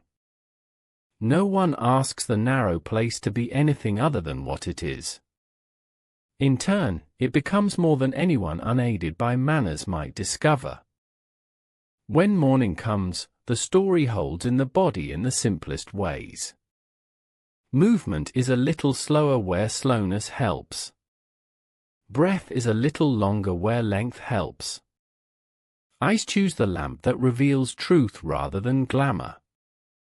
Hands remember to read before they push. The day accepts the world's three layers as facts instead of theories, and underground becomes, for a while, a feeling carried in the ribs rather than a place on a map. If another evening asks for another descent, the instruments are already tuned. And if the question returns what is a tunnel for in the life of a city like this, the answer arrives without fuss. It is for the practice of becoming smaller where smallness is strength, of becoming quieter where quiet is eloquence, of becoming cooler where coolness preserves, of becoming slower where slowness reveals. It is for joining layers without injuring any of them. It is for letting the world's depth be a resource rather than a challenge. It is for carrying the sacred without putting it on display until the moment display becomes service and not vanity. It is, finally, for teaching a person to return to the surface better arranged for the tasks that belong to light. Hold that answer lightly as the narrative moves on, because everything after this will be easier to understand if this function remains in view. The underground will appear again in closures, in stories of loss and restraint, in the modest technology of listening and breath, but now it will appear as part of a culture's grammar rather than as a novelty. And grammar is what a mind needs most when it is ready to rest: predictable turns, generous pauses, verbs that carry weight without noise. In that grammar, tunnels under Cusco keep doing the work they were asked to do long before any of us arrived, keeping meaning cool, keeping people kind, keeping the three layers talking to each other in tones each can bear. By the time modern hands and minds arrive at a threshold, the old manners are already in place, and the first task is to match them with newer tools that know how to listen. The language of exploration has become quieter over the years, exchanging crowbars for calibration, swapping bravado for baselines. Instead of forcing the ground to confess, investigators sit with it and let instruments ask polite questions, then wait for answers that come back as echoes in numbers, shadows in scans, changes in air, and patterns in the way a signal thins and returns. In this approach, the tunnel ceases to be a prize and becomes a patient. It is checked, not challenged. It is documented, not demanded. And the person who enters does so as a custodian of tomorrow's breath, carrying the responsibility to leave the place able to teach again next season. Before any descent, the surface gets its turn. Measurements are laid like a veil over courtyards, terraces, and slopes, squares of possibility marked on paper and screened so that questions are asked in the right order. Does the ground suggest a void beneath these stones, or a seam the size of a hand, or only a difference in density that could be the echo of a long dry channel? Does a wall lean in a way that points to a space behind it, or does it only carry the muscle memory of an earthquake that passed a century ago? These old surfaces, already exact from lives of attentive work, yield their secrets reluctantly and kindly when approached with care. Each promising spot is logged, not as a target, but as a conversation to resume later with better ears. Underground, the craft is measured by restraint. The lamp is steady and modest, the voice is scarce, the pulse is metered early rather than late. Where the corridor narrows, the plan narrows with it. Where the echo thickens, steps thin out. The floor is tested with a palm and a toe before a weight is set upon it. And where the air turns dull by a small but honest degree, the party's geometry changes, forward gives way to reverse, curiosity gives way to duty, and the place is allowed to continue being what it is. There is an old saying here, spoken without words by rock itself: never ask a corridor to hold more than it was built to hold. Modern explorers learn to say it back in the same tone. The most elegant work today happens when instruments are allowed to read what touch cannot, and when touch is allowed to confirm what instruments only suspect. On the surface, pulses sent into the earth return as faint portraits of what lies below, veils that suggest a chamber here, a fold there, an angle that is too regular to be entirely natural. The pictures are never as clean as a dream would like, but they are clean enough to prevent mistakes that would cost stone its integrity and living things their home. In the right hands, a day of measuring replaces a month of intrusive trial. Underground, small, passive devices sit in the dark and take notes on temperature, humidity, and the way time moves from noon to night to morning in a place that does not see the sky. After a season, those notes reveal what bodies would only guess at in an hour: the breathing of the hill, its habits of moisture, the places where air lingers kindly and the places where it needs to be left undisturbed. There is a rising craft in making maps that minds can walk without feet. Photographs are taken the way one would take a blessing, slowly and with permission at every corner, then stitched into models that can be explored on a screen by anyone willing to move at the hill's pace. The models do not substitute for a visit, they prepare for it, and in many cases they gently replace the need for one, letting hundreds learn without the corridor bearing a single additional scuff. A camera mounted where hands are not allowed can do a century's worth of teaching in a season, if the city decides that the crowd's attention belongs in a room rather than on a slope. In a world that loves to press its face against mystery, this is a gift, a model that moves like the place itself and keeps the place whole. Protecting the underground is not simply a matter of saying no, it is a matter of saying yes at the right time, in the right way, with the right number of feet, and with the right kind of promise. Certain short passages are opened with a guide during seasons when rock and air are most accommodating, and they are closed again when rain and cold change the arithmetic of safety. The path is not merely marked, it is chosen one by one, step by step, so that the stones that have been kept smooth by centuries of careful knees are not asked to bear the weight of carelessness. Where bats have made ceilings into living calendars, whole months are given back to them without argument. Where rare lichens or quiet seeds hold small negotiations with shade, the human calendar bends as if it were the easiest thing in the world. In this fairness, the city trains its own appetite and learns again that preservation is a rhythm, not a rule. The gates and grills that some people mistake for denial are in truth the city's way of writing a promise in metal. They are placed where gullies want to become stairways, where mouths look wider with every retelling, where a drop waits just beyond a shadow too friendly to be true. They are built so that air and small creatures still move freely, so that water can continue to practice its old arguments, so that the tunnel's inner climate remains what it was designed to be, the cool pantry of meaning, not the hot corridor of stress. And yes, there are watchful uniforms at certain edges, not to strengthen a myth of forbidden treasure, but to prevent the kind of accident that would turn a study into a story the city does not want to tell again. The presence is calm, the eyes are kind, and the silence says what it has always said here. The elders asked the ground to keep some things to itself, we are keeping that request. When a place must be entered to make a record or answer a practical question, the kit is more library than arsenal. A coil of rope whose history is known and whose length is honest.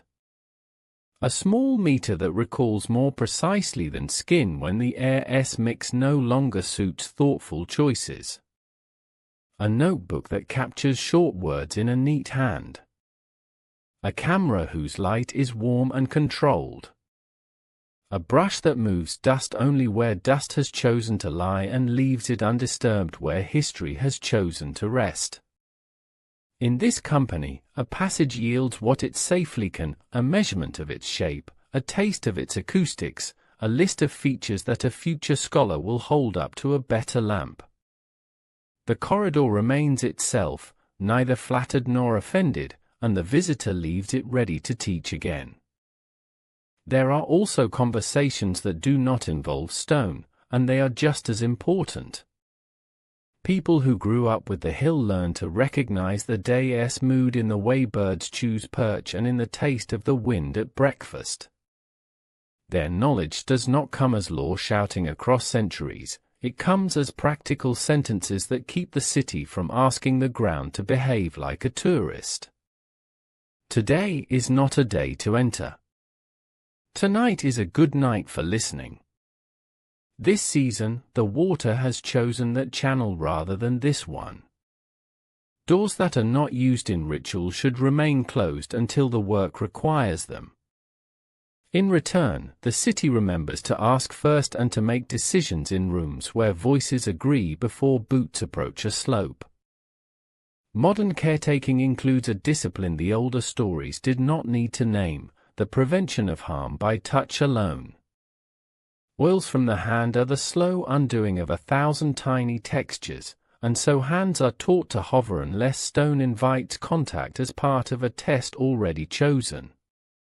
Boots carry gifts the underground did not request: spores, seeds, and grit from other places, and so souls are cleaned, not out of superstitious fear but out of friendship for a micro-world whose balance is not improved by novelty. Lamps that breed green on walls over time are turned to settings that make sure the only photosynthesis that happens here continues to belong to the history of the place, not to the story of a day's visit. What looks like fussiness at first becomes, in practice, the easiest way to keep the underground alive as an archive and not a corridor on the verge of forgetting its language. Emergency planning, too, has learned to speak in the cave's grammar rather than shouting over it. Anchors are chosen where stone says yes and marked discreetly for people who might need them in an hour that no one hopes will come. Equipment caches are placed where they do not tempt and where they do not change the air's kindness. Training happens in wide rooms on the surface where scenarios are paced at the speed of narrowness, and the old lesson is rehearsed in new words. The best rescue is the one that was never required, because plans were humble and returns were chosen in time. The balance between sharing and sheltering has found sovereign instruments in museums and interpretive rooms where the underground can be walked without risk. Projected walls that answer the clap, models that hold the gloss and grain of a particular lip of stone, recordings that let a listener feel the low hum of a certain corridor without teaching their lungs the wrong lesson. These are ways of giving the city to people whose feet, in great numbers, would make the place less itself. The astonishing generosity of such rooms is that they bring the pace of the hill into the center of the day, reminding visitors that the most precious part of a visit is not the step taken, but the attention learned. From time to time, a rumor or a headline arrives with the promise of revelation, and the city's patience is tested again. Perhaps a void has been noted where a courtyard lies. Perhaps a line of stones has shifted in a way that suggests a story wanting a more dramatic stage. The response, grown mature over generations of balancing appetite and care, is to let the instruments run their circles and to let the people who know how to read their circles speak first. It turns out that secrets in stone are best handled in slow motion. What the ground wishes to keep, it keeps. What it offers in a way that can be sustained by seasons. The crowd is welcome to what can be borne without loss, and what cannot be borne is kept in trust until a better method of sharing is invented. The legal language around all of this, the words on signs, in permits, in regulations, is a kind of poetry when read aloud at a gate. It says, with as few syllables as possible, that life and meaning are worth more than the thrill of a foot placed where it has no business being. It says that long memory is fragile. It says that the city will err on the side of caution not because it fears discovery but because it loves continuity. The best of these signs are so quiet in their force that a reader nods and steps back feeling larger, not smaller, remembering that a person belongs to a place not only through access but through restraint. For those who carry the old stories in their bones, all this technology and policy will sound like a coat draped over the same chair. The chair is the ethic itself: move at the hill's pace, listen before speaking, ask less than you might want, and leave more than you took. The new coat is warm and fits better in certain weather, and it has pockets for tools that the ancestors did not need. But it is still a coat, not a throne. The ground remains the authority. The people remain the stewards. The work remains the same: keep the three layers talking, keep the city breathing, keep the narrow places narrow and the wide places wide. When a day's work of careful surveying is done, there is a small ceremony of departure that repeats itself with variations at every site. A last look to see that nothing has been left behind but attention. A last touch to ensure the gate closes with the same comfort as when it opened. A quiet exchange between guide and guardian, between neighbor and visitor. Then the walk back into ordinary air, where lungs have space and the sky resumes its old job of giving everything its proper scale. The mind takes with it the shape of a room under rock, the way a whisper turned honest, the temperature of a particular stone at a particular hour. The place takes nothing from the mind, and yet both feel richer. If a listener is still awake as evening leans into night, imagine the instruments packing themselves away, coils nested, lenses capped, numbers saved and named, small meters blinking a drowsy farewell. Imagine the gate catching the last thin leaf that tried to go where only air is invited. Imagine the slope settling back into its long breath, unbothered, as if the day had never visited, as if the hill had all the time in the world which, for practical purposes, it does. This is the comfort of good preservation. Nothing rushes, nothing is wasted, nothing is asked to be what it cannot be without ceasing to be itself. Tomorrow will come with its own decisions, and the tools will arrive again in their measured way, and the answers, if there are any, will be shaped by the same old courtesies. The work of modern exploration and conservation in this city is therefore not a contest with the underground but a collaboration with it. The approach honors function over spectacle, truth over rumor, rhythm over noise. A scan is a kind of listening. A model is a kind of sharing. A lock is a kind of promise. A refusal is a kind of respect. All of it serves the same larger understanding, that these passages are not only stone but memory, not only roots but rituals, not only risks but teachers.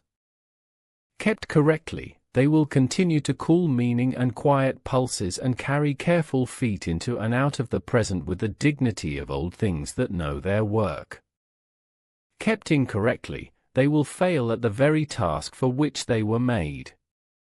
The choice is not dramatic, and that is precisely what makes it durable.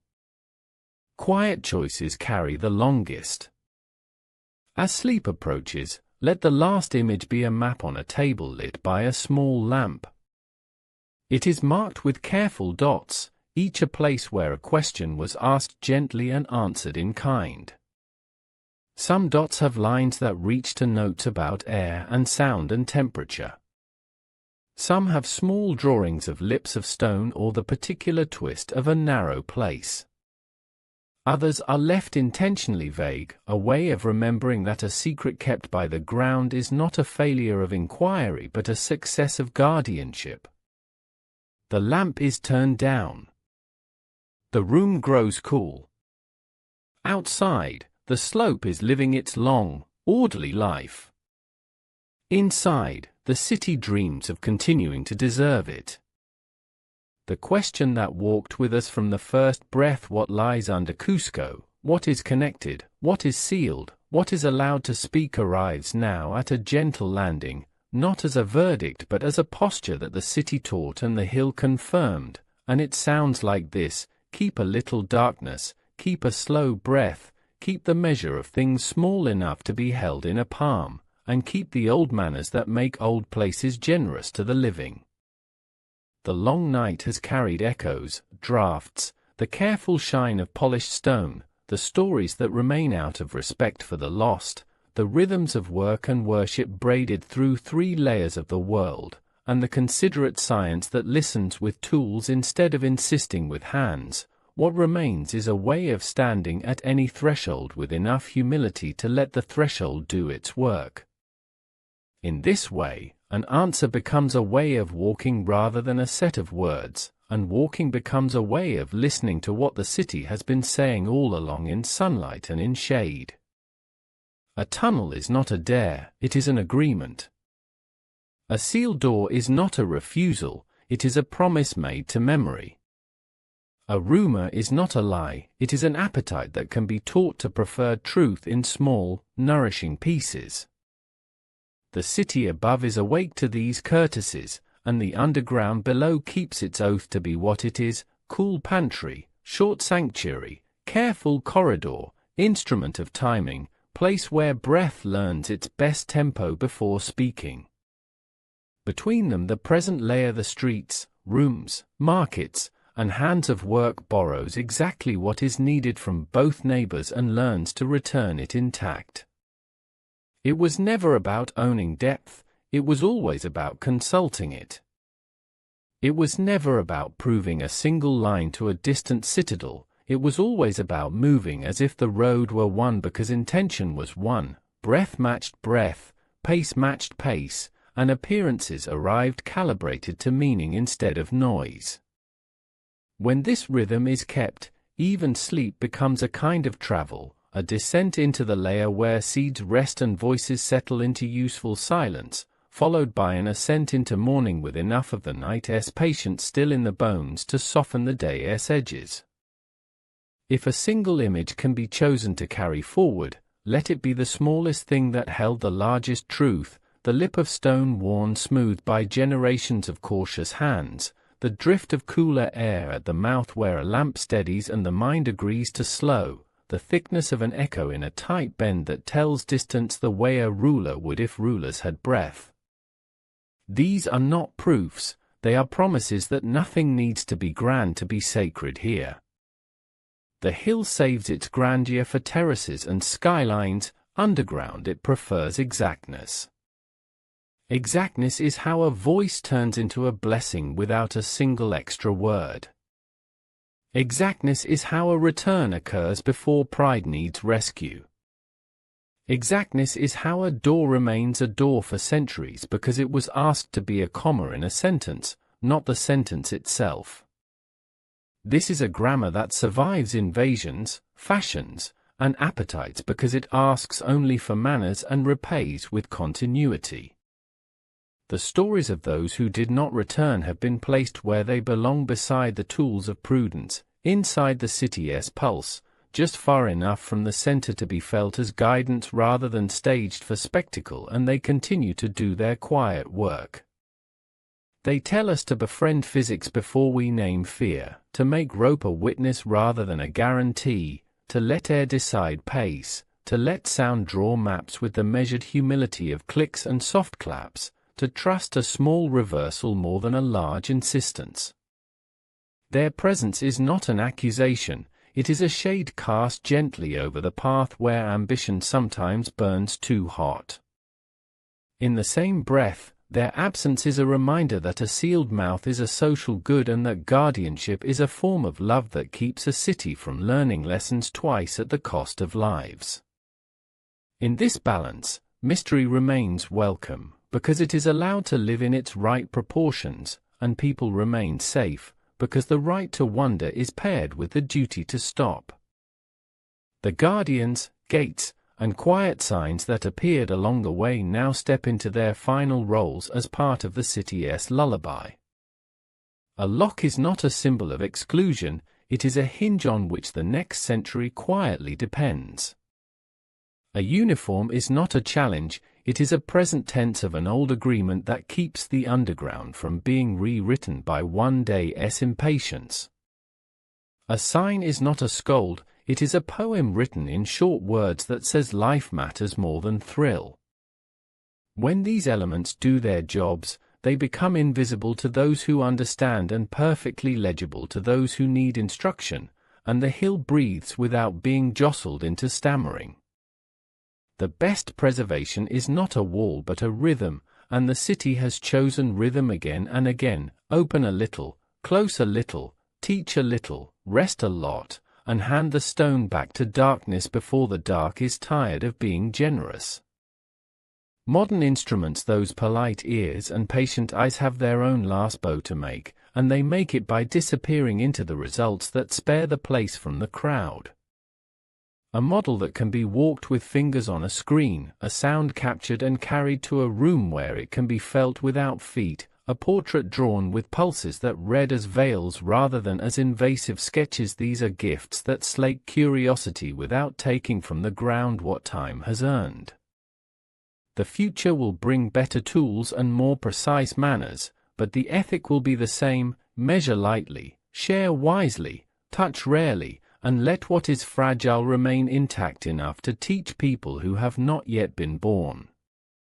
In this patience, revelation ceases to be a burst and becomes a long acquaintance during which neither party, stone or student, is asked to hurry. The contemplation of a long, continuous tunnel shrinks now to its most beautiful and truthful form, a necklace of small inwardnesses threaded by open air, a chain of courtesies instead of a corridor of ambition. No single passage needs to run like a boast beneath mountains that prefer to speak in folds. Instead, intention can keep a journey unbroken without forcing the rock to pretend to be limestone, without forcing water to behave as if rain does not own the seasons, without forcing the body to lie about the chemistry of altitude and exertion.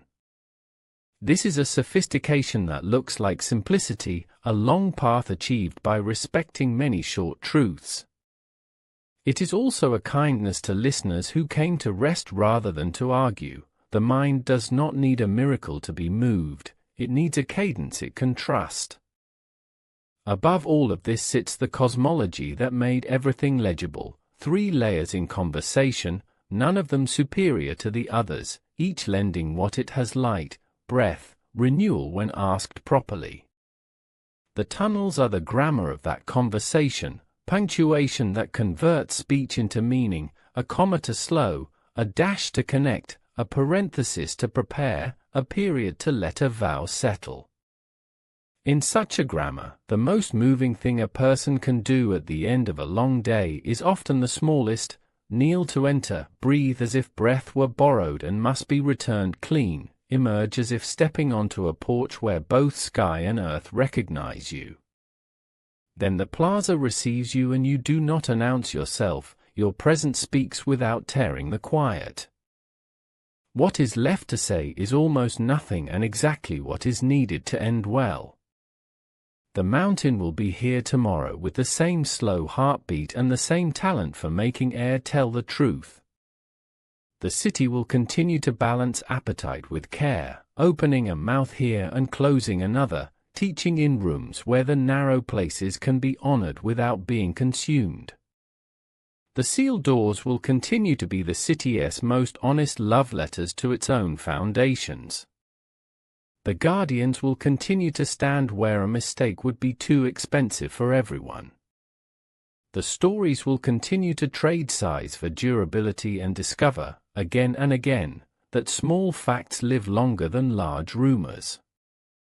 And the tunnels will continue to do their chosen work, cooling meaning, concentrating attention, letting movement become ceremony when ceremony is needed and becoming storage when storage is kinder.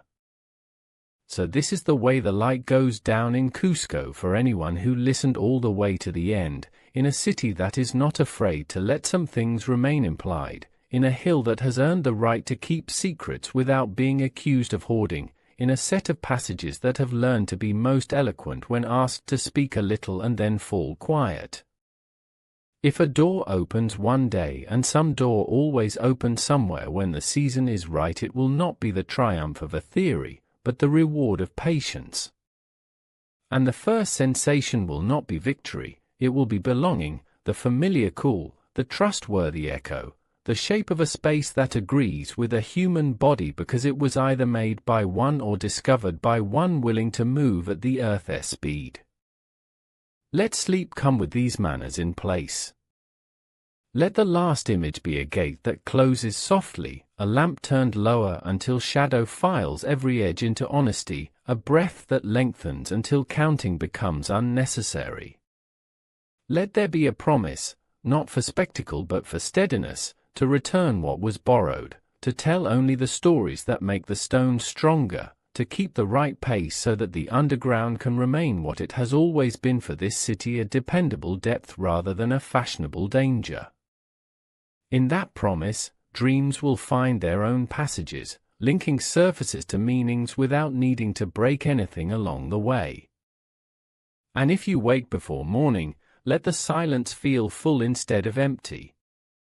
The ground under the bed is the same ground that holds the tunnel steady, the air in the room is kin to the air that taught patience, the pulse you hear is not only yours but borrowed from the same steady drum that has kept the plaza and the hill in time for as long as anyone bothered to count.